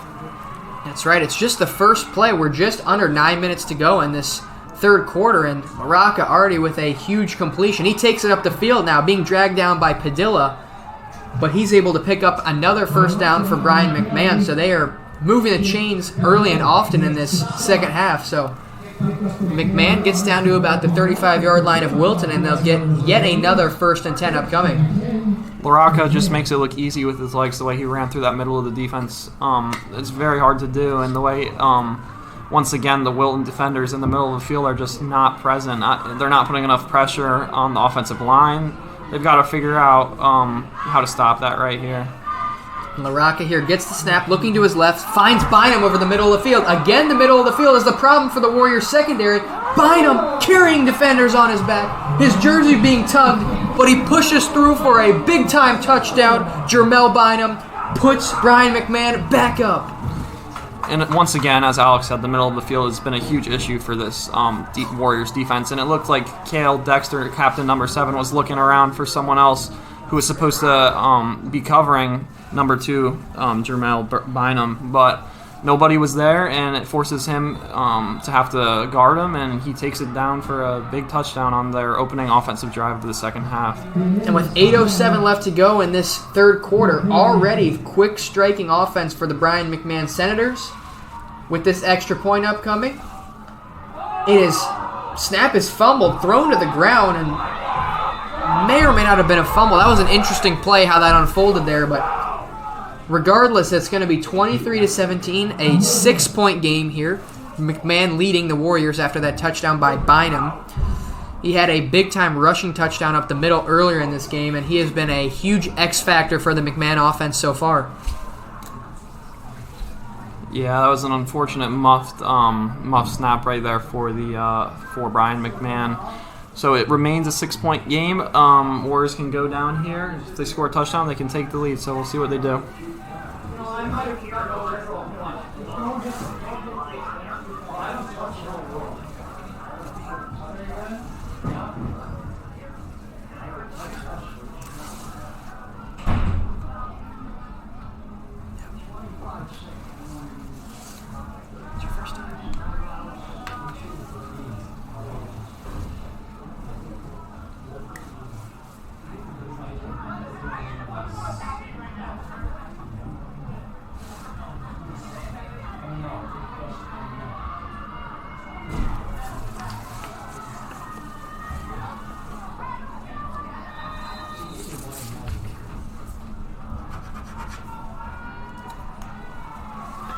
McMahon here set to kick off from their 40-yard line. This one going to go left to right. So the Warriors here about to have their second offensive possession of the second half. So this one's away. Short kick to that right sideline. Trying to take it is Oliver Richards for the Warriors, wearing 4. And he fumbles it, but he's able to get it back. Gets it to about the 26-yard line. So decent field position for the Warriors despite the fumble. And that's where they'll begin. Yeah, that's a dangerous attempt there by number 4, Oliver Richards, to try to snag that ball out of there. Lucky to jump back on it. A little bit of poor field position for the Warriors here to begin, but it's all good. They have the ball, 25-yard line. They got to work it down now. Remember, the key to running into the outside with their Thunder and Lightning duo of Charlie Calabrese and Dennis Dustin has worked great for them in this game. Let's see if they can continue to do that here on this drive. Thunder and Lightning they have been striking this defense time and time again. Haggerty is about to take the snap here, has Calabrese to his left, and he'll take it himself. Haggerty moving up the side, moving up directly down Broadway there of that McMahon defense. He gets right up to that first down marker, and it looks like he'll have it just about. They will move the chains. So 1st and 10, one play, 10 yards on the ground for the Warriors already, and that was their quarterback getting it done. I think that's an awesome play right there by quarterback Haggerty, because he lowers the shoulder and he really absorbs the hit from a linebacker. He's putting everything on the line for this team right now, and he's willing to put himself on the line to help this offense move down the field. I think that shows a lot about his character. That's right. He has been a gritty player for this Warriors team.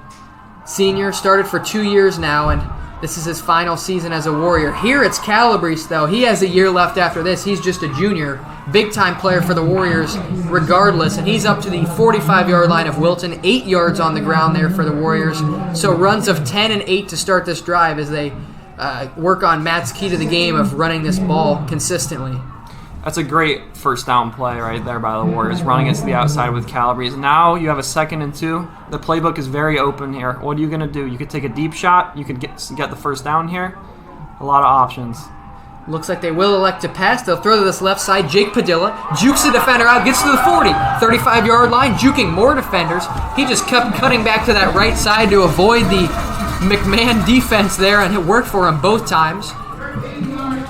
At the end of that play, it looked like a couple players were down, but they're all right, and that was Jake Padilla there that caught that little screen pass from Haggerty and took it very far there as they got yet another first down, that time through the air.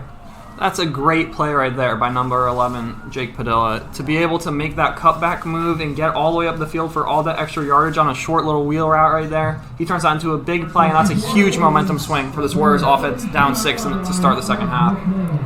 That's right. Warriors can take the lead here with a touchdown and an extra point, and they're looking to do that right now. Calabrese at the 15, call it the 10, still rumbling.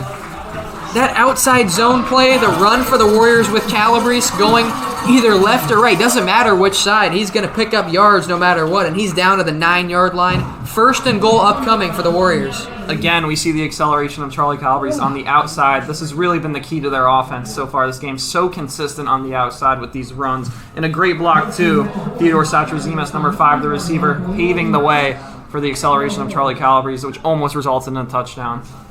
That was a big-time run, an explosive one for the Warriors. Looked to be a player down on the turf for McMahon there. He's walking off the field, so good to see he's also okay. But again, with 6:07 left to go in this third quarter, it's been fast-moving, but so have been the running backs for the Warriors so far.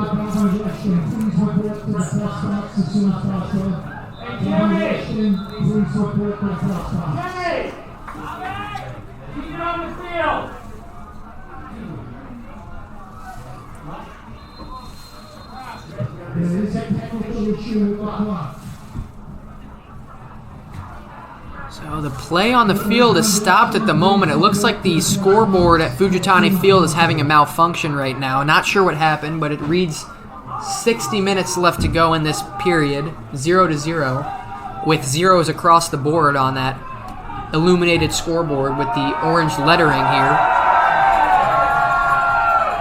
Crowd cheering as Athletic Director Rushton of Wilton High School comes up to help fix the problem that seems to have occurred here in the press box. And it looks like we will resume play once this gets fixed. And for the Warriors, they're still trying to keep this momentum despite the delay of the game. And their offense is still just waiting out there, ready to go, ready to run this one in and potentially take the lead with an extra point after a touchdown that could happen. You know, as an offense, this isn't the type of thing you want to see because you're really relying on the flow of the game and your momentum to pull you forward into the end zone here. And this stoppage is brutal in that goal. So we'll see how long this takes, but not looking great. That's right. Any stop in this momentum that from the Warriors' rushing attack could be critical for them because they had been moving it down the field so well. Outside runs to Calabrese, inside runs to Haggerty up the middle. And now with this stoppage, it could be costly for them. We'll see how they bounce back after this long delay that we're having right now, but it's just they got to keep the pedal to the metal here and keep it going in the ground game.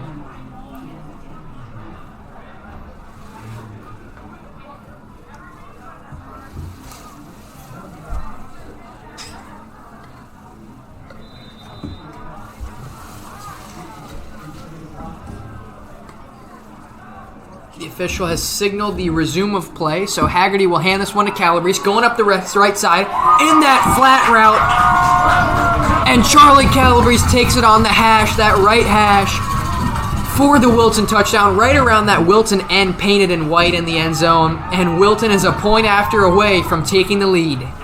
I mean, it's been the same story all game with these runs by Charlie Calabrese to the outside. The blockers are doing an amazing job of setting the edge. The tackles, the receivers, great job of setting the edge, allowing him to smoothly walk into the end zone. I think we really got to appreciate these offensive linemen here that are doing their job and executing perfectly. That's right. He looked untouched going into that end zone. And another line drive kick from Mason Behar, but it goes through.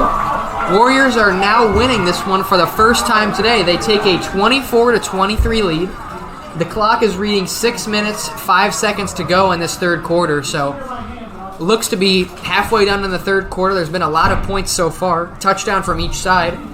One from Jermel Bynum, number 2 for the Senators, and for the Warriors, number 2 Charlie Calabrese. So 2 rushing touchdowns, both from number 2 for each respective team. And as the Wilton special teams unit comes back out onto the field, I have to ask the question, Matt, how do the Warriors stop this attack? We've been talking about it all day, but what's the kind of adjustment they need to make with their scheme?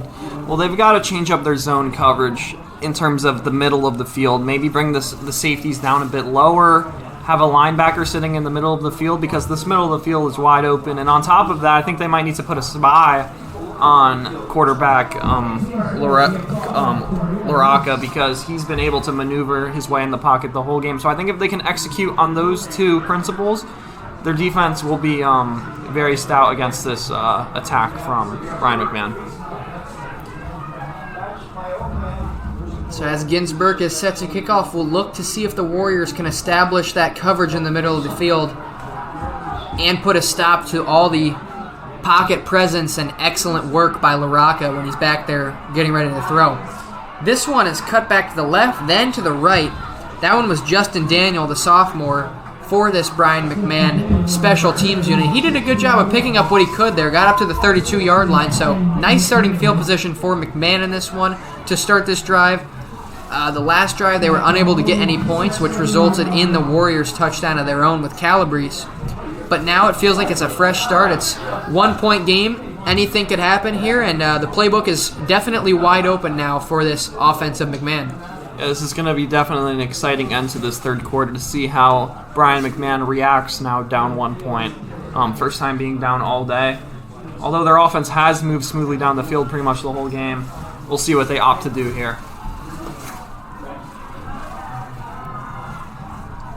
All right, and Oliver Martin will join LaRocca in the backfield here. LaRocca will take it, looks to throw to the left side. Two defenders in the area, 2 receivers in the area. Not sure who that was intended for, but regardless, it was Jermel Bynum. He's been a busy man for this offense. He was there, but LaRocca just wasn't accurate to whoever he was throwing to there. I think that's just a miscommunication between Bynum and LaRocca there on first down, which kills because now you're in a 2nd and long. Playbook is now shortened, so you have limited options here on 2nd and long rather than picking up significant yardage on first down. That's right. Jacob Letterman was also in there in the area for that, so not sure if it was him or Bynum who was intended target, but Bynum here will get the ball out of his reach, but he reaches out with those red sleeves and his gloves to get it. Still trying to make defenders miss. That was about 5 or 6 seconds that he was trying to make 4 different Wilton defenders miss, but in the end, they all wrapped him up simultaneously. Curtis Jackson, the one celebrating there, wearing number 1, with those tall white socks and the white gloves for the Warriors. But now it'll be a 3rd down and long.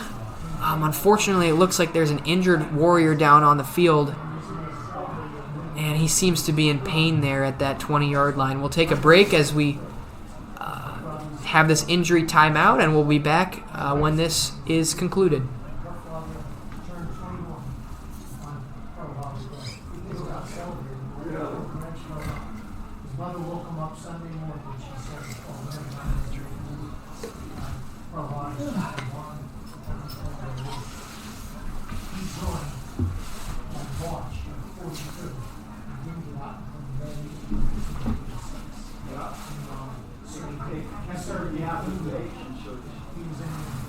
I joined it on a 17th birthday. The judge said you need to go there or you're going up. I got into trouble. Not prison, but like a I ended up, I was at the first cavalry. Oh, you were? Yeah, I was here 28 days. I was on a chopper, doing almost, fireplace.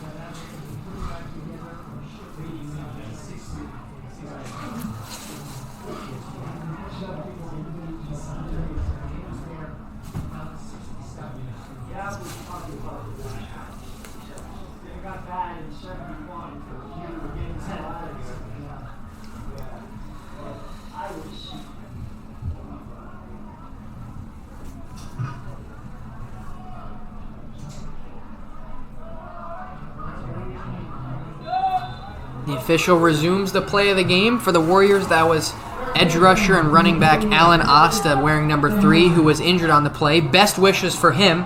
But now we go back into this action of the game. Number 5, Justin Daniel, the intended receiver there for Brien McMahon on that long pass attempt down the field. It'll bring up a 4th down, but for Asta, we really wish for the best for him. It's unfortunate that that happened to him, and we just hope he's okay as he had to be helped off the field there. Yeah, very unfortunate injury there, especially on a play like that.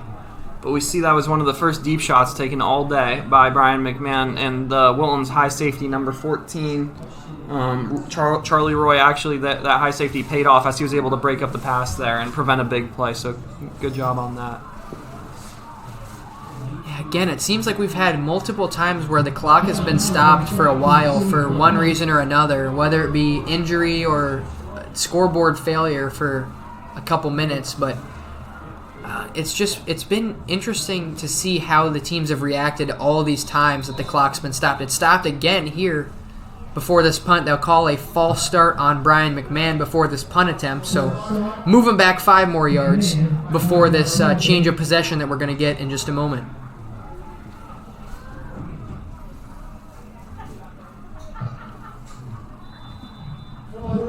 And 15 from the 23.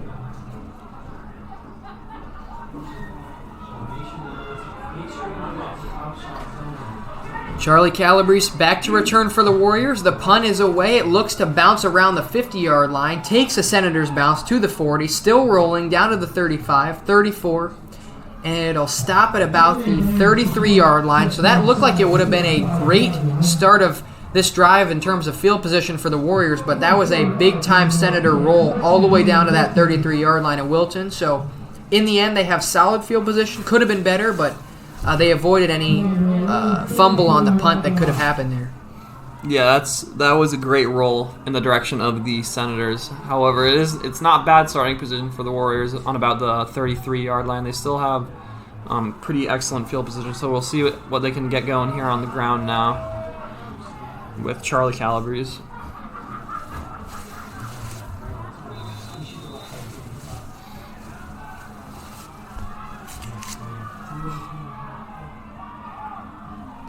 Haggerty here now, waiting for the snap with Calabrese behind him, looking to the sideline and now ready to call for this one. Bynum blitzing in for the Senators, but Calabrese runs the opposite direction, cutting it up at about the 40-yard line, dragged down at about the 44, and the official will spot it right there. So a first down run of 11 yards for the Warriors, picks up a first, and it'll be 1st and 10 at the 44 for Wilton. So again, they start off the drive on the ground, and they pick up a first down on their first play from scrimmage of a possession in this second half. I think the Wilton coaching staff deserves some credit for being able to have their receivers and their offensive linemen be able to set these edges so well, because the lanes for Calabrese are just so open, and it's really what's helped them control the flow of the game at this point. That's right. Wilton has been able to have the time of possession in their favor, but Haggerty will throw that one over the middle, trying to find Cale Dexter there. And that was almost intercepted on that play for McMahon. That was a tight window he tried to throw that one into. Very risky with 4 minutes to go in this third quarter by Haggerty. But that could have been a turning point in favor of the Brien McMahon defense there instead of the Warriors offense, which had been absolutely thriving. Yeah, we've seen a lot of success for the Warriors on the outside of the field, but in the middle, on throws like that, they're all over it, the defense. Haggerty here will go back to the middle. He'll go through a defender of McMahon, and he is there getting through that Senator defense. That's twice now. Once the last drive, once this drive. He's just taken it to the teeth of that defense, and he has found success both times. Haggerty there picks up another first down with his legs, and the Warriors have it in McMahon territory. Well, I think when you're having such success with Charlie Calabrese in the backfield, and all of a sudden you pull out a quarterback run like that, the defense doesn't know what to do. They're not on their toes, so they're having great success with that right now. Go back to Calabrese. One of the few times he tries to cut a run up to the inside, not going outside of one of his tackles.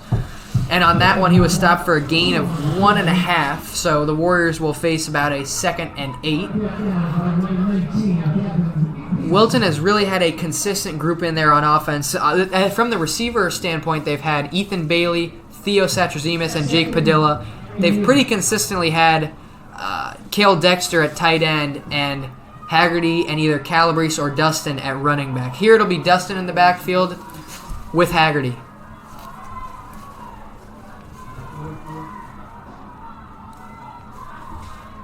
And this one will go to Dustin. He had that big touchdown earlier in the game. This one, a limited gain, about 3 yards on that one to the 39, and it'll set up a 3rd and medium. I still like that play call on a 2nd and long, though, because now you're in a much more manageable third and medium, whereas if you opted to throw the ball on 2nd down and it happened to be incomplete, you'd be in a 3rd and long, but now they're in a 3rd and manageable because Dustin was able to carry that ball to the outside for a small gain. So manageable 3rd and medium here. We'll see what they do here. That's right. The playbook is wide open for E.J. D'Annunzio, the head coach of the Warriors staff, to dial up something from. We have 2 receivers to the top of the screen. One to the left is Satrazemis, and this one will be yet another handoff to Dustin, trying to go up the middle, something they have been successful with, mostly with Haggerty, the quarterback. But on that one, he stopped for a small gain, and it'll bring up a 4th down here and about 4, maybe 5 yards in McMahon territory. Yeah, I think this is a tough decision for the coaching staff here on whether they opt to go for this here. 4th and medium, you could give the ball right back to the Senators here at about the 35-yard line, or if you pick this up, that's a huge momentum swing. A little bit out of field goal range, but if they make this on 4th down, that's huge. Yeah, if the Warriors are able to convert this one, this could lead to them getting a potentially deciding touchdown in this one. Play clock is running down, now at 4 seconds, 3 seconds, 2, 1. And the officials have signaled there was a timeout taken, first of the half for the Wilton Warriors, as Coach D'Annunzio signals that to his team. And judging by that and his use of the timeout, a precious one in a 1-point game in the second half, they are definitely looking to go for this and put a nail in the coffin of this momentum shift in the 3rd quarter. Yeah, they're going to look into the playbook here on this timeout to see what they're going to do on this 4th and 5. We'll see what Coach D'Annunzio can draw up here for the Warriors offense.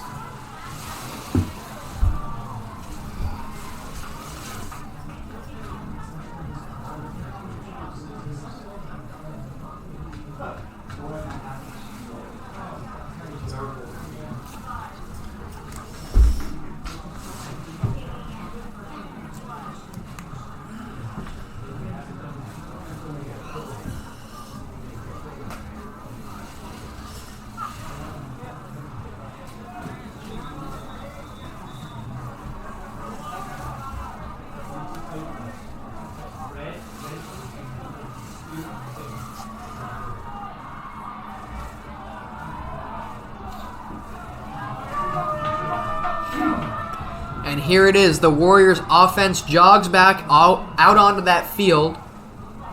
Fresh play clock, 4th down and 5, so they have plenty of time to get this play off. A crucial one on 4th and 5. Haggerty and Calabrese in the backfield, as they have been most of the day today. And Calabrese moves from the left to the right of Haggerty. Fakes the give. Looking to the left side. Finds a man, and it's Cale Dexter. Looks like it was caught, but definitely short of the line to gain. That was a low throw. Maybe if he had thrown it a little higher, Dexter could have at least picked up that 1st down, maybe even more. But it'll turn over to the Brien McMahon Senators as Dexter falls to the turf and is short of the line to gain. Yeah, Dexter really had a lot of room to work with there on the sideline, but unfortunately the ball was underthrown, and it's going to result in a turnover on downs for the Warriors, giving the ball right back to the Senators, who are down 1 with about a minute left in this 3rd quarter at about the 35-yard line. That's right. And Matt, for this McMahon offense, what can they do here to really break free? They've been kind of shut down a little bit by this Wilton defense the last couple of drives. What can they do to bounce back? Well, I think they need to go back to what they were doing in the 1st and 2nd quarter. The run game was never really working for them, but it's when LaRocca's rolling out of the pocket and finding his men in the middle of the field is when they're having the most success. When he buys time by rolling out or stepping up in the pocket or even running it himself, they're most successful. So I think they need to go back to doing that. He'll go empty set here. Tries to hand it off to a man who wasn't there. Maybe a ghost in the backfield, but he's able to turn nothing into something there. Gets about 6 or 7 yards, so for that being as broken of a play as it was, he was able to turn that into a nice little gain for McMahon on 1st. Yeah, you see him turn around to hand it off to nobody in the backfield, but like I said, when he runs that ball and his offensive line is hitting those blocks, he's able to pick up decent yardage on 1st down, and what looked like a broken play is goes in their favor at the end of this 3rd quarter. Yeah, the clock running down. It looks like McMahon will have time for one last play before we're on to the 4th in this one. So maybe McMahon found something that could work a little nicely for them there. They ran out of an empty set formation, no running backs with LaRocca, and it worked. I don't know, Matt, if they might do that later, but that seemed to have success when they did it. Meanwhile here, another run, back-to-back runs to start this drive. We've seen that from both teams. That time, Oliver Martin, the sophomore for McMahon, takes it into Wilton territory at about the 45, 46-yard line, and that will be the conclusion of this third quarter. I think that's a great play there by the Senators on second and short, because the Warriors defense is expecting LaRocca to roll out of the pocket like he's been doing all game. But that's one of the first successful runs up the middles for the Senator, and they did it right at the perfect time. Warriors were not expecting it, and it led to a good gain on second down, leading them into Warrior territory. That's right, and as we conclude this third quarter from Fujitani Field, the 9th game of the Warrior season, the 9th of Brien McMahon's. They both came into this one 3-5. 1 point separates them right now. It's 24-23. The hometown Warriors are leading them. McMahon has the ball. They're starting a drive down the field. They've had 2 plays, and they've picked up a big first down, both plays on the ground. And for both these teams, it's been a familiar cast for them, scoring a lot of touchdowns. For Brien McMahon, it's been one of their star seniors, number 2, Jermel Bynum, getting in the end zone multiple times. He wears 2. He has red sleeves, so he's easy to see on your screen, and he has been a big part, a focal point of this offense for McMahon. And for the Warriors, their own number 2, Charlie Calabrese, he has been a big-time threat for this offense all season, up to 11 total touchdowns on the season. A lot of them on the ground, but some in the air as well. He can do it all. And for the Warriors as well, Dennis Dustin broke off a huge play, a run up the left side going right to left in that first half. So the tale of the game has been a lot of success with the Warriors and Senators players wearing number 2 on the offensive side of the field, as well as a plethora of nice throws from the quarterbacks LaRocca and Joey Haggerty for these 2 teams.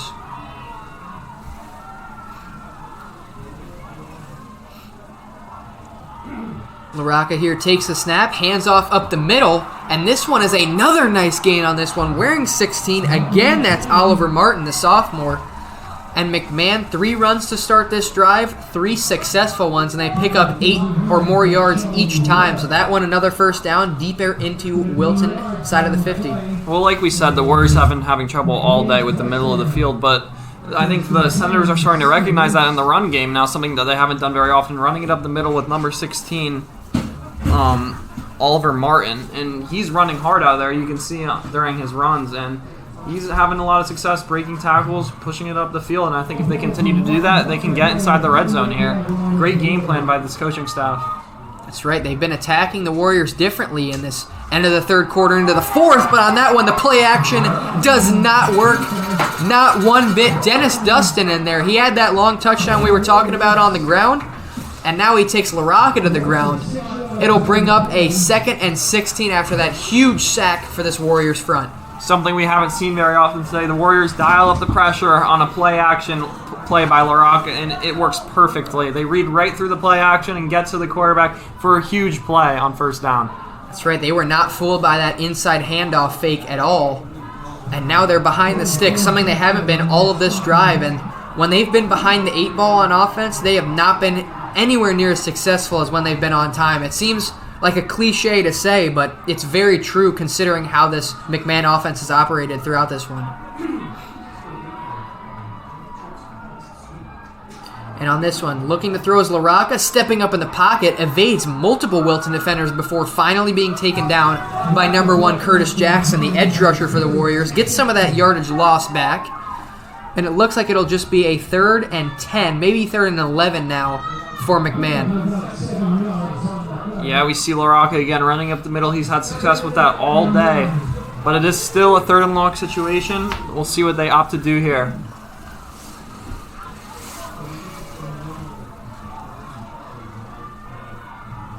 They officially call it a 3rd down and 9. So this could be 2-down territory for Brien McMahon. They could try to pick up a little bit here and then go for it on 4th.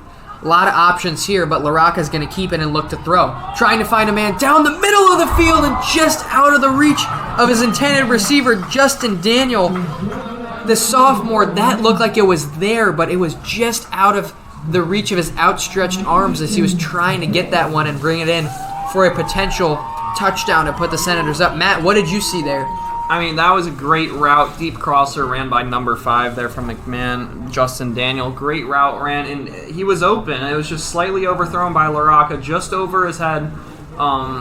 If he throws that ball a little bit lower, that's a touchdown because Justin was right in between those two safeties. So great call, but just slightly overthrown. And that's all right because that wasn't an interception either. That was between 2 defenders for the Warriors. On this one, LaRocca looking to that right sideline, and it is incomplete. Warriors dial up the blitz on that big-time 4th down, and they're able to get a crucial stop, sending their offense back out onto the field. Steph Cross chasing LaRocca in that backfield on the right side, and Wilton's offense will come back onto the field here. Yeah, when the Warriors have dialed up that pressure so far this evening, it has really worked well for them, forcing LaRocca to throw an incompletion, making him roll out of the pocket early. It's really worked for them when they've dialed up that blitz. So I think that's something they should continue to do going into the rest of this 4th quarter.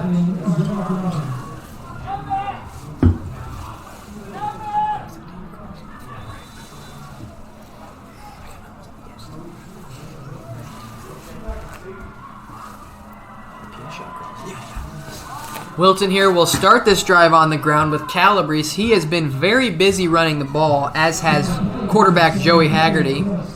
He'll gain about 2 yards on this one, up to the Wilton 30-yard line. Nice little run on 1st down. Not the most in terms of yardage they've picked up, but it's okay. They're grinding the clock down. There's around 9 minutes left to go in this one, and the Wilton Warriors now face a 2nd and about 7 to go in this drive.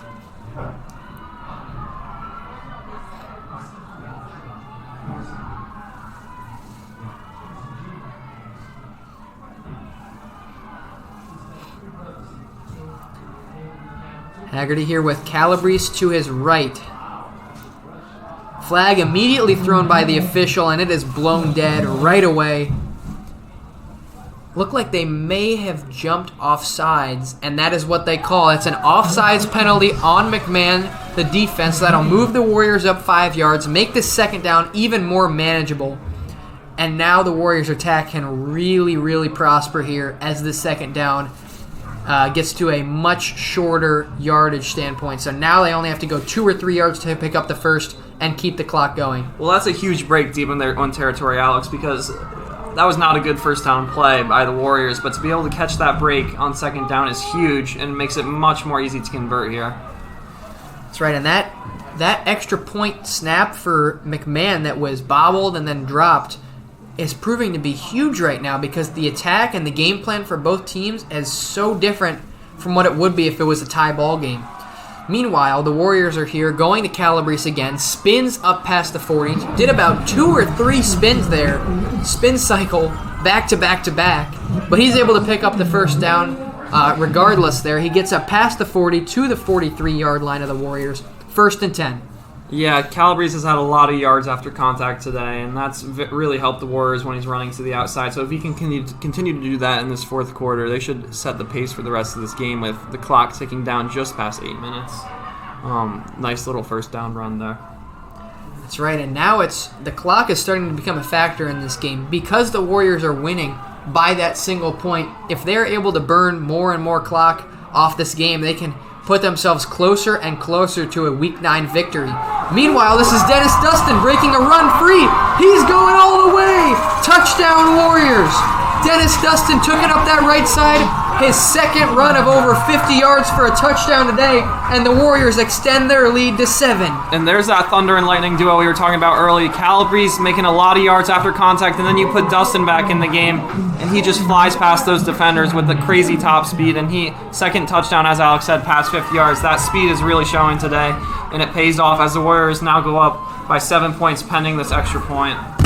That's right. It's like Calabrese is in there like the thunder. He's just rumbling down the field, and then it's like a strike of lightning. He's just down the sideline like a lightning bolt fast, like the Flash, and he's in there for another touchdown for the Warriors. This is now an 8-point game, Warriors lead.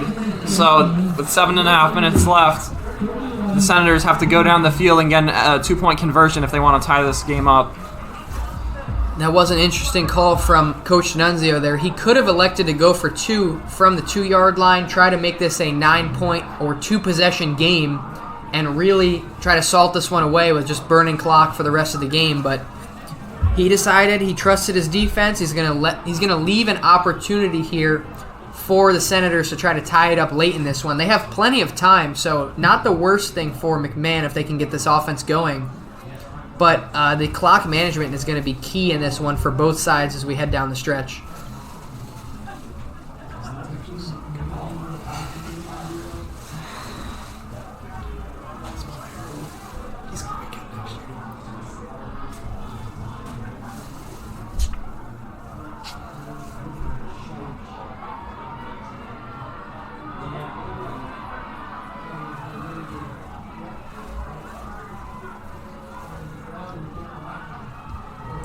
With 7 minutes, 33 seconds to go in this game, Luke Ginsburg, the senior kickoff specialist for the Warriors, has this one away. And we're going from right to left will be the McMahon Senators.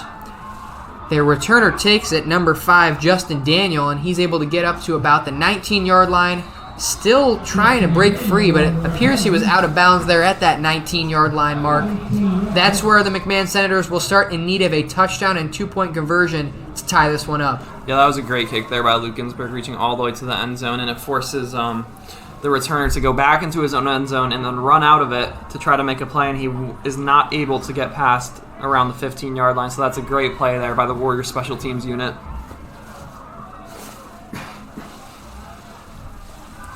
Wilton, now we saw them dial up the blitz. They've been without one of their star edge rushers, junior Alan Asta, for a little bit in this game now. He got hurt. He's in crutches now on the sideline, still supporting his team, and it shows a lot that he's out there, even if he was battling through the pain that he was feeling in that moment, that he came back and is cheering on his guys. We're trying to get the win for him now on senior night. We'll see what the Warriors can do to supplement this loss at the edge position. Now on this one, it's quarterback LaRocca trying to make something happen, and he gets to the sideline, gets a few yards, call it 6 for McMahon, and it'll set up a second and manageable. Great blocking there by the offensive line of McMahon. As we've seen, when LaRocca rolls out, he's able to get yards at will, as he did there. Nice first down pickup by LaRocca.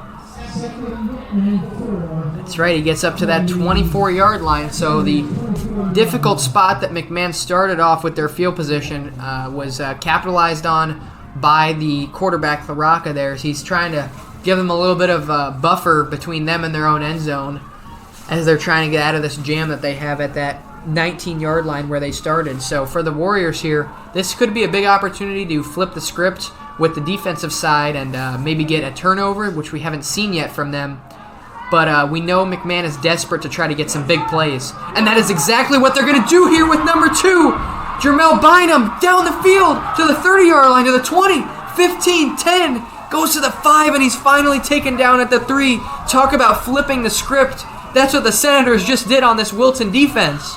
Wow, I don't know how many tackles Jermel Bynum has broken today, but it's a lot. This guy, run after run, there's people diving at his feet. No one can take him down. He just pushes through, and you see his little gas there after about an 80-yard run down to the 1-yard line. I mean, it's crazy how he's breaking these tackles and putting the team on his back here in this fourth quarter.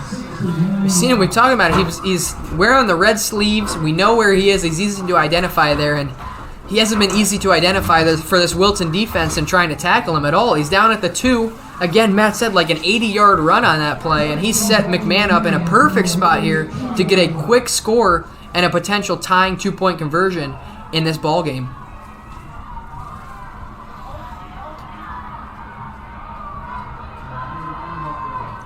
LaRocca with Martin to his right. Motion man across the field, and he will hand it to Martin. He's trying to find a seam, gets up to that left side, following his left tackle, and he's tackled for a loss at about the 4-yard line. So loss of 2 on that one. It'll bring up a second and goal now for the Senators. Yeah, the Warriors were not faked by that fake jet sweep to number 5, Justin Daniel. Good play by the Senators, but just didn't work against the stout Warriors defensive front. We see there, they're trying to run to the same side as edge defender Curtis Jackson there, and that just did not work at all. He was able to pierce through the blocks and make a big-time impact on that tackle for loss. Under 6 minutes now to go in this one, so time not really a factor if McMahon can score here. If not, then it would be very difficult for them to potentially come back and win this one. LaRocca rolling out to his right, blocked there on the edge. Defender for Wilton. LaRocca finds a man. It's caught for a touchdown. Again, Jermel Bynum hits pay dirt. He has a hat trick now in this one. And after that 80-plus yard run, he's able to cash in with the reception touchdown for the Senators. They're 2 points away from tying this one at Fujitani Field. I mean, what a connection we've seen today from Bynum and the quarterback LaRocca. I mean, these two have been on the same page all day. When LaRocca rolls outside of that pocket to the right or the left side, he's been unstoppable, whether it's with his legs or with his arm. And Bynum breaking tackles and finding the end zone. These two have really been dominant today. All right, so here's the situation. 31-29 Warriors, 5 minutes, 36 seconds left to go in the game. Brien McMahon needs a 2-point conversion here from the 3-yard line of the Warriors to tie this game up at 31. If not, it'll be an interesting clock management game here as the Warriors try to burn the clock and McMahon tries to stop it. But we'll see. It all results from what happens this play. And it looks to be a jet sweep. It's number 5, Justin Daniel. He throws it, and it's caught on that one by Bynum in the front right corner of the end zone. Back-to-back times he's targeted there, and back-to-back catches for him. Yet another time getting into that blue-painted end zone for the Warriors. And on that right sideline, yet again, for Bynum. 2 plays ago, we saw a jet sweep, a fake jet sweep by the Senators that failed. This time they actually give it to him, and he throws it to the guy whose name we've called all afternoon, Bynum, and he once again converts on this huge 2-point conversion, which ties up the game between Wilton and McMahon, which now forces Wilton with 5.5 minutes left to go down and put some points on the board. We'll see if they can do it. That's right. Wilton offense hasn't really been getting going too much as of the last couple of drives. They haven't had to because they had that 1-point lead they've been nursing. They hadn't been doing that much until that Dustin 50-plus yard touchdown run on that one, but the Daniel to Bynum connection for a 2-point conversion, we weren't expecting that, that's for sure, but McMahon went deep into the bag of tricks there, and they pulled out a perfect call there to beat the Wilton defense to that right sideline. No, you really got to credit the coaching staff there for McMahon. And when your back's up against the wall in this late in the fourth quarter in a close shootout game like this, and you pull that out of the bag, it's really impressive what they've been able to do. So give credit to the coaching staff there for calling that play.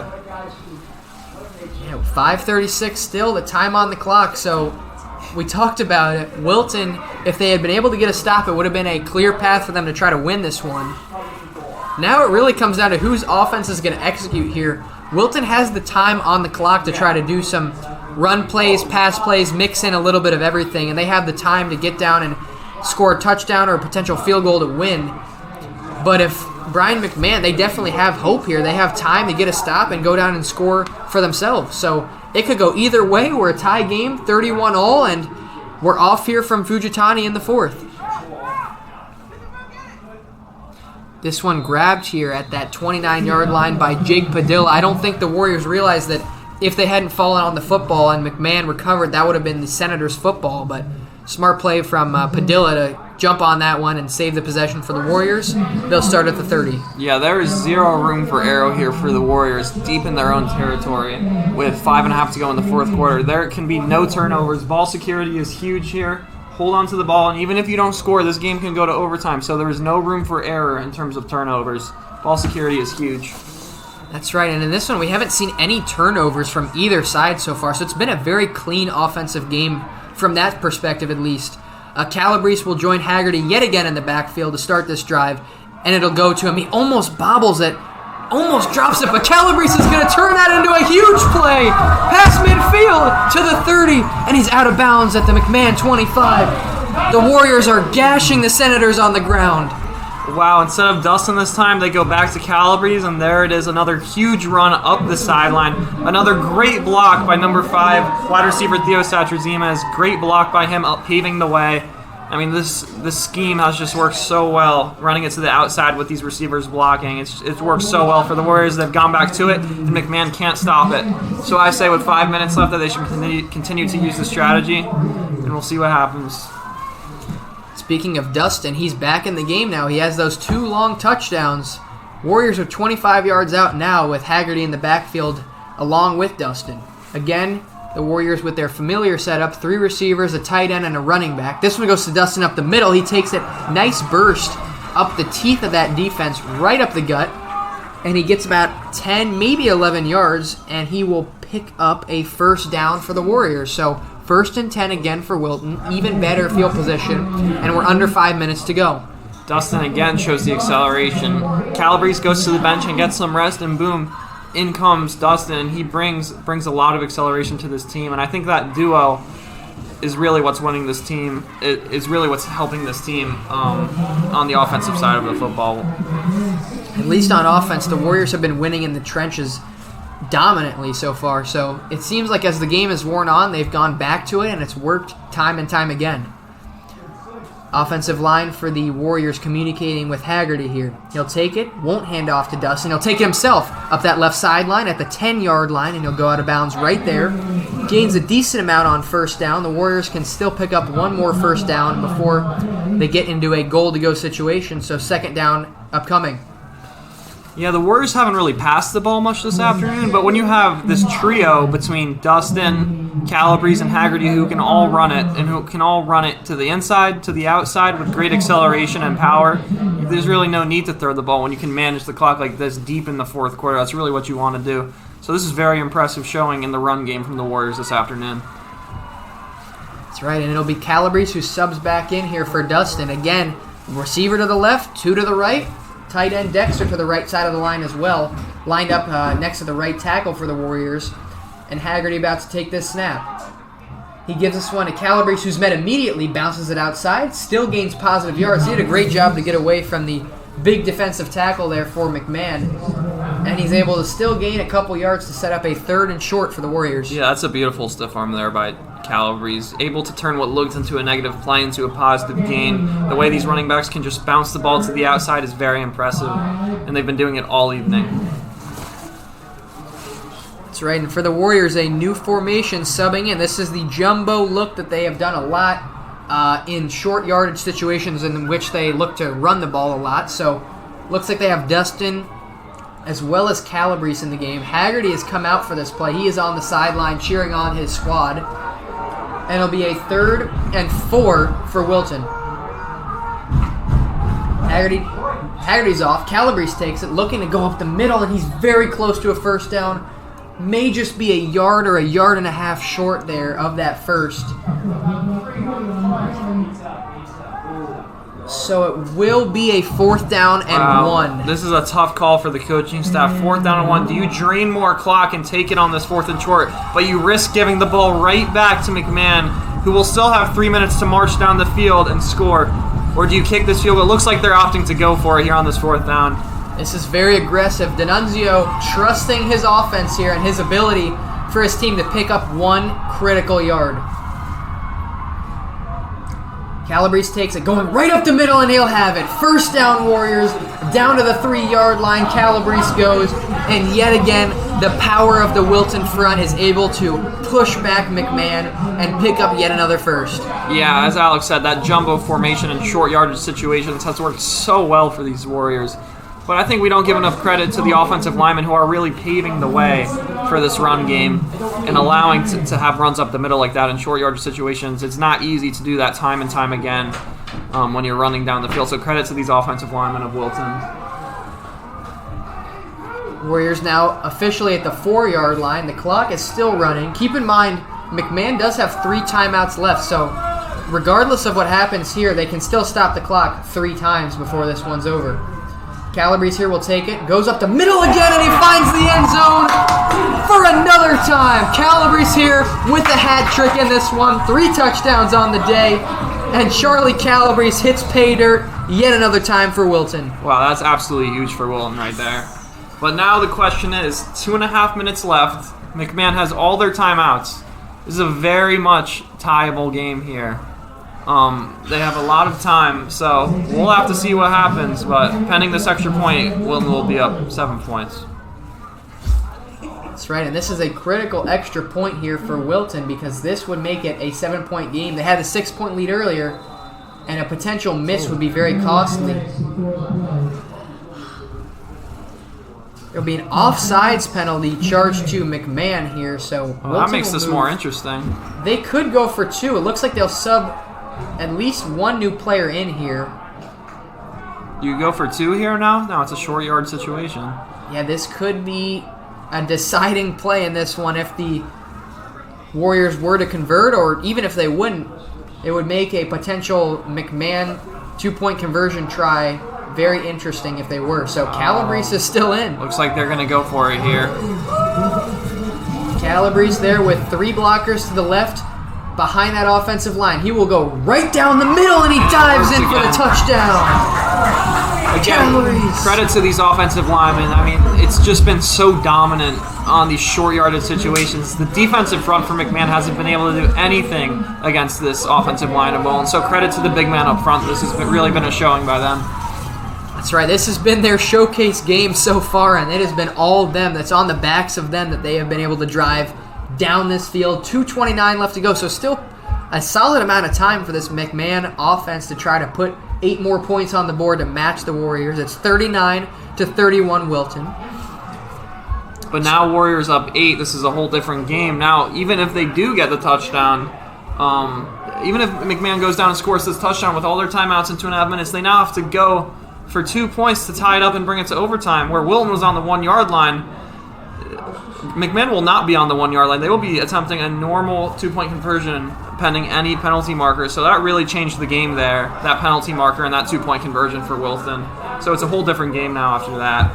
That's right. So even if they are able to drive down the field in this short time situation, it would be still difficult for them to pick it up. We know they used one of their insanely creative trick plays earlier with that receiver throw to Bynum, but they would not have that opportunity again. Now, this one taken by Justin Daniel, who threw that touchdown on the 2-point conversion to Bynum. He takes it. He could have probably let it go out of bounds for a penalty on the Warriors, but he takes it and just hops out. So difficult field position to start for McMahon.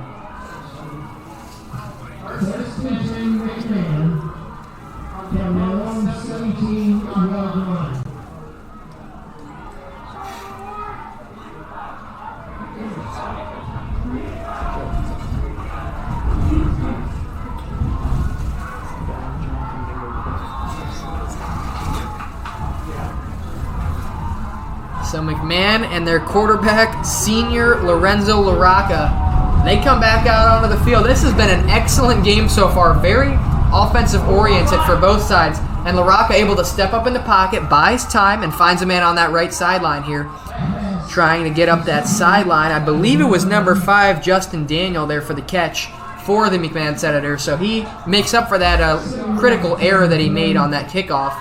It could be costly for McMahon, but if he's able to keep making plays like that in the receiving game, he could really make up for it and spring their offense here. Yeah, again, LaRocca able to maneuver in the pocket. And credit to their offensive linemen as well, because they're buying him a lot of time and making a lot of gaps for him to jump in and out of, so he's able to make these plays as we just saw on first down.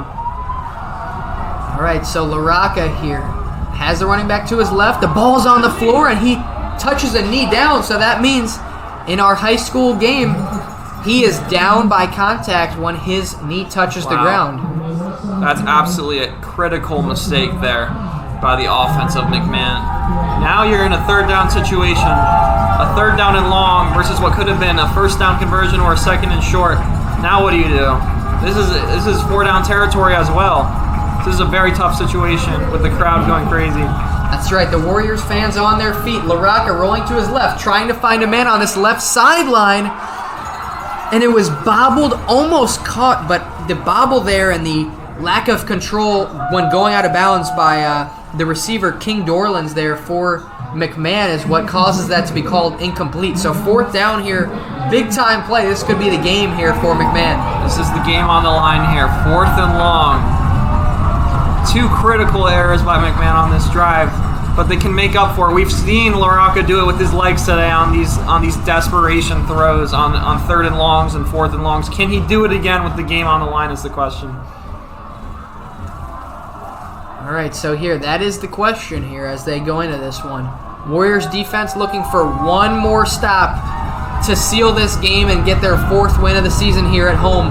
Their last home game of the season. This is senior night. Let's see if they can step up big for him here. LaRocca has the ball, stepping up in the pocket, trying to find somebody on this right side. It is caught. Oh, that's going to be close.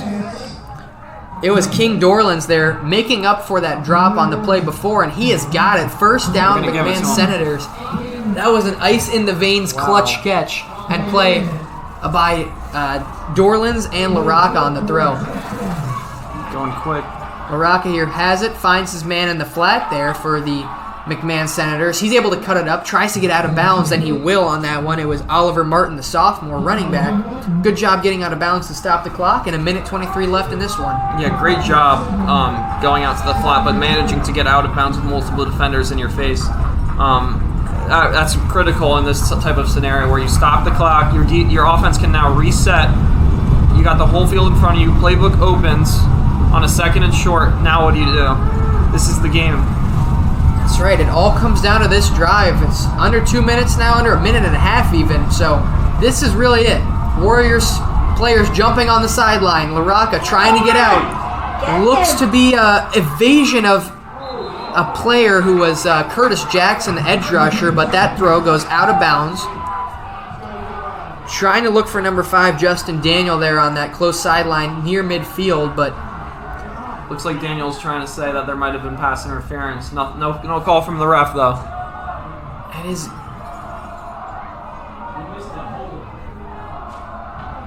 Yeah, it is a no call on that one. The Warriors fans were hoping for a hold on Curtis Jackson, number 1 there, and then the Senators were inquiring about some type of call from the officials on that sideline, but neither are called, so it's 3rd and short, 3rd and 3 here, and there's 1 minute 17 seconds left to go in this ball game. LaRocca here looking to his left, trying to step up in the pocket. He goes to his left, trying to find someone. It's a fumble! Diving on the ball is Curtis Jackson, the edge defender for the Warriors. And Wilton will take control and take a victory here at Fujitani Field on senior night. What a play by number 1 Curtis Jackson, coming around the back with that speed off the edge and sacking the quarterback on his blind side and stripping the ball away to seal this victory for the Warriors. What a play. And that is it. So for the Warriors, the score is 39-31. McMahon has 3 timeouts, so the Warriors still could potentially need to get one more first down here. They've been successful on the ground throughout, but with 1:10, this is getting increasingly difficult for McMahon to try to pull out a potential victory here on the road. It looks like the Warriors will take a win. They need just a few yards and to burn the clock to get it, but it looks certain right now that Wilton will pick up its 4th win of the 2024 campaign.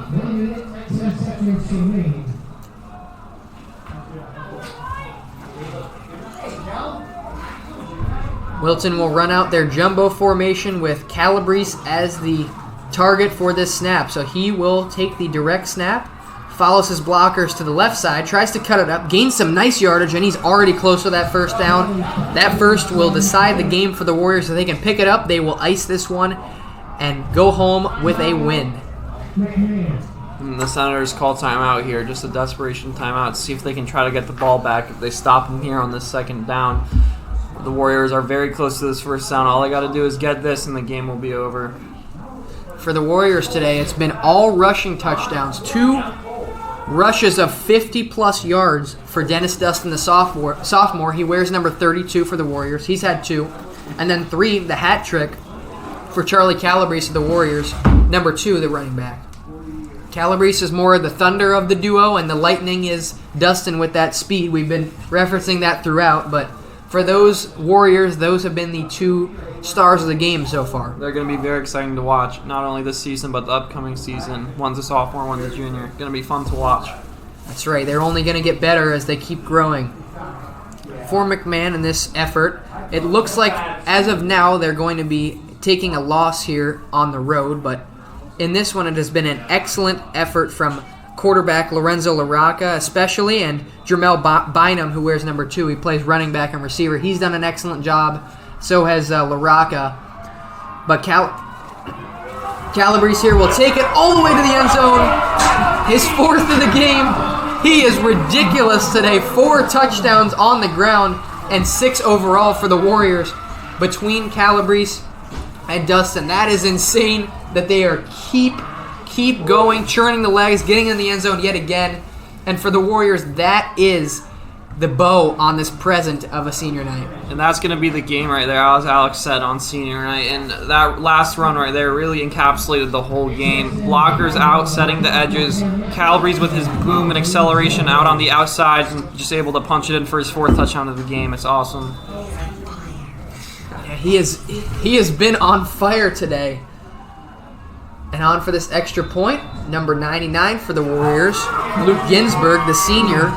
He usually just does kickoffs for the Warriors, but there he was sent in to convert on that extra point. After that Calabrese touchdown, the Warriors now lead 46-31. Huge offensive game for Wilton, bouncing back from their 14 points they scored at Fairfield Ludlow last week. But for Wilton, it seems like this Fujitani Field has been a fast track for their offense throughout this season. We saw them put up a lot of points against Darien here in that loss, but now they'll be taking a win here in their final game of 24 at Fujitani Field.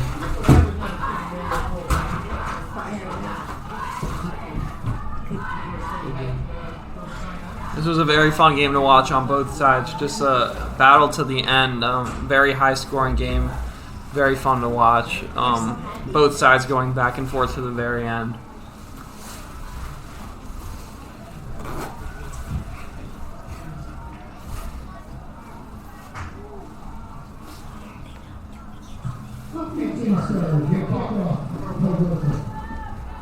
So Ginsburg, who just nailed that extra point, that would have been good from maybe 30, 35 yards there. That was a nice kick that he had, but he will boot this one for the kickoff for the Warriors. He'll kick it to the close sideline here, near that sideline.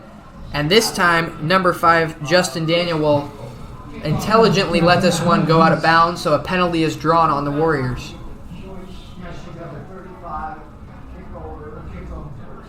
So 58 seconds left to go. We are under a minute in this contest, and the Warriors here with a deciding lead here, 46-31, and it looks like they will pick up their 4th win of this 2024 season, their last game at Fujitani Field this year on senior night.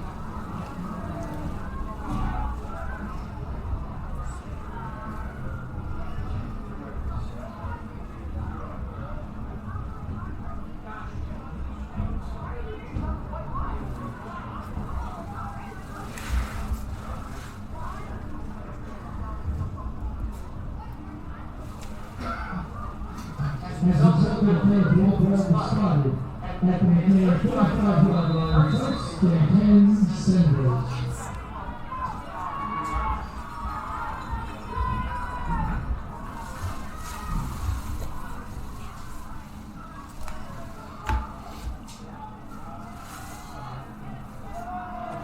On this one, LaRocca is trying to make some defenders miss, finally taken down and touchdown by Curtis Jackson of the Warriors. The clock is running here.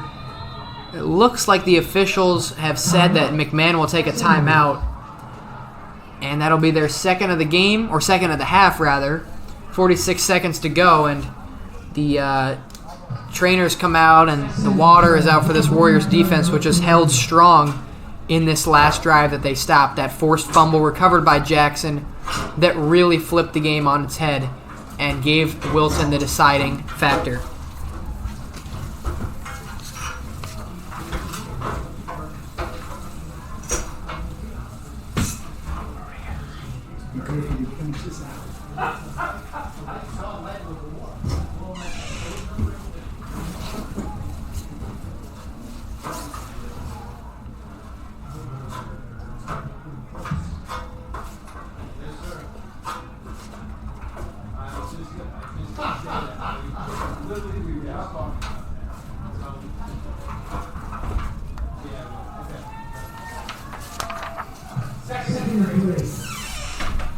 And on this one, it'll be a handoff up the middle for McMahon. They're trying to get into Wilton territory on that one. On that play, it was number 16, Oliver Martin. He has been very active throughout this game, in the running game especially, but at this point, the clock's still running. No timeout is being used here by the McMahon Senators. And at this point, It's setting in for the Warriors fans, the Warriors players. This has been a successful senior night for them as they're going to come away with a victory here against the interconference opponent Senators. This was a great game between the Warriors and the Senators, and we really see the Warriors with their rushing attack and the dual threat capabilities of LaRocca, the quarterback from McMahon, and just an overall back and forth game between the two. It was very enjoyable to watch, and this guy Bynum right here, who had a great game, very dynamic. But the Warriors will close it out, and they'll take this win, move up to 4-5 with a great game between them and McMahon. All right, and the final score of this one, 46-31. The hometown Wilton Warriors get this one done, and it is a W for them at Fujitani Field, their last game of this season at Fujitani Field. It's senior night, honoring many seniors in this one for the Wilton Warriors team on offense, defense, and special teams. We have appreciated you listening and watching to our broadcast here of this Wilton High School football game. This has been our last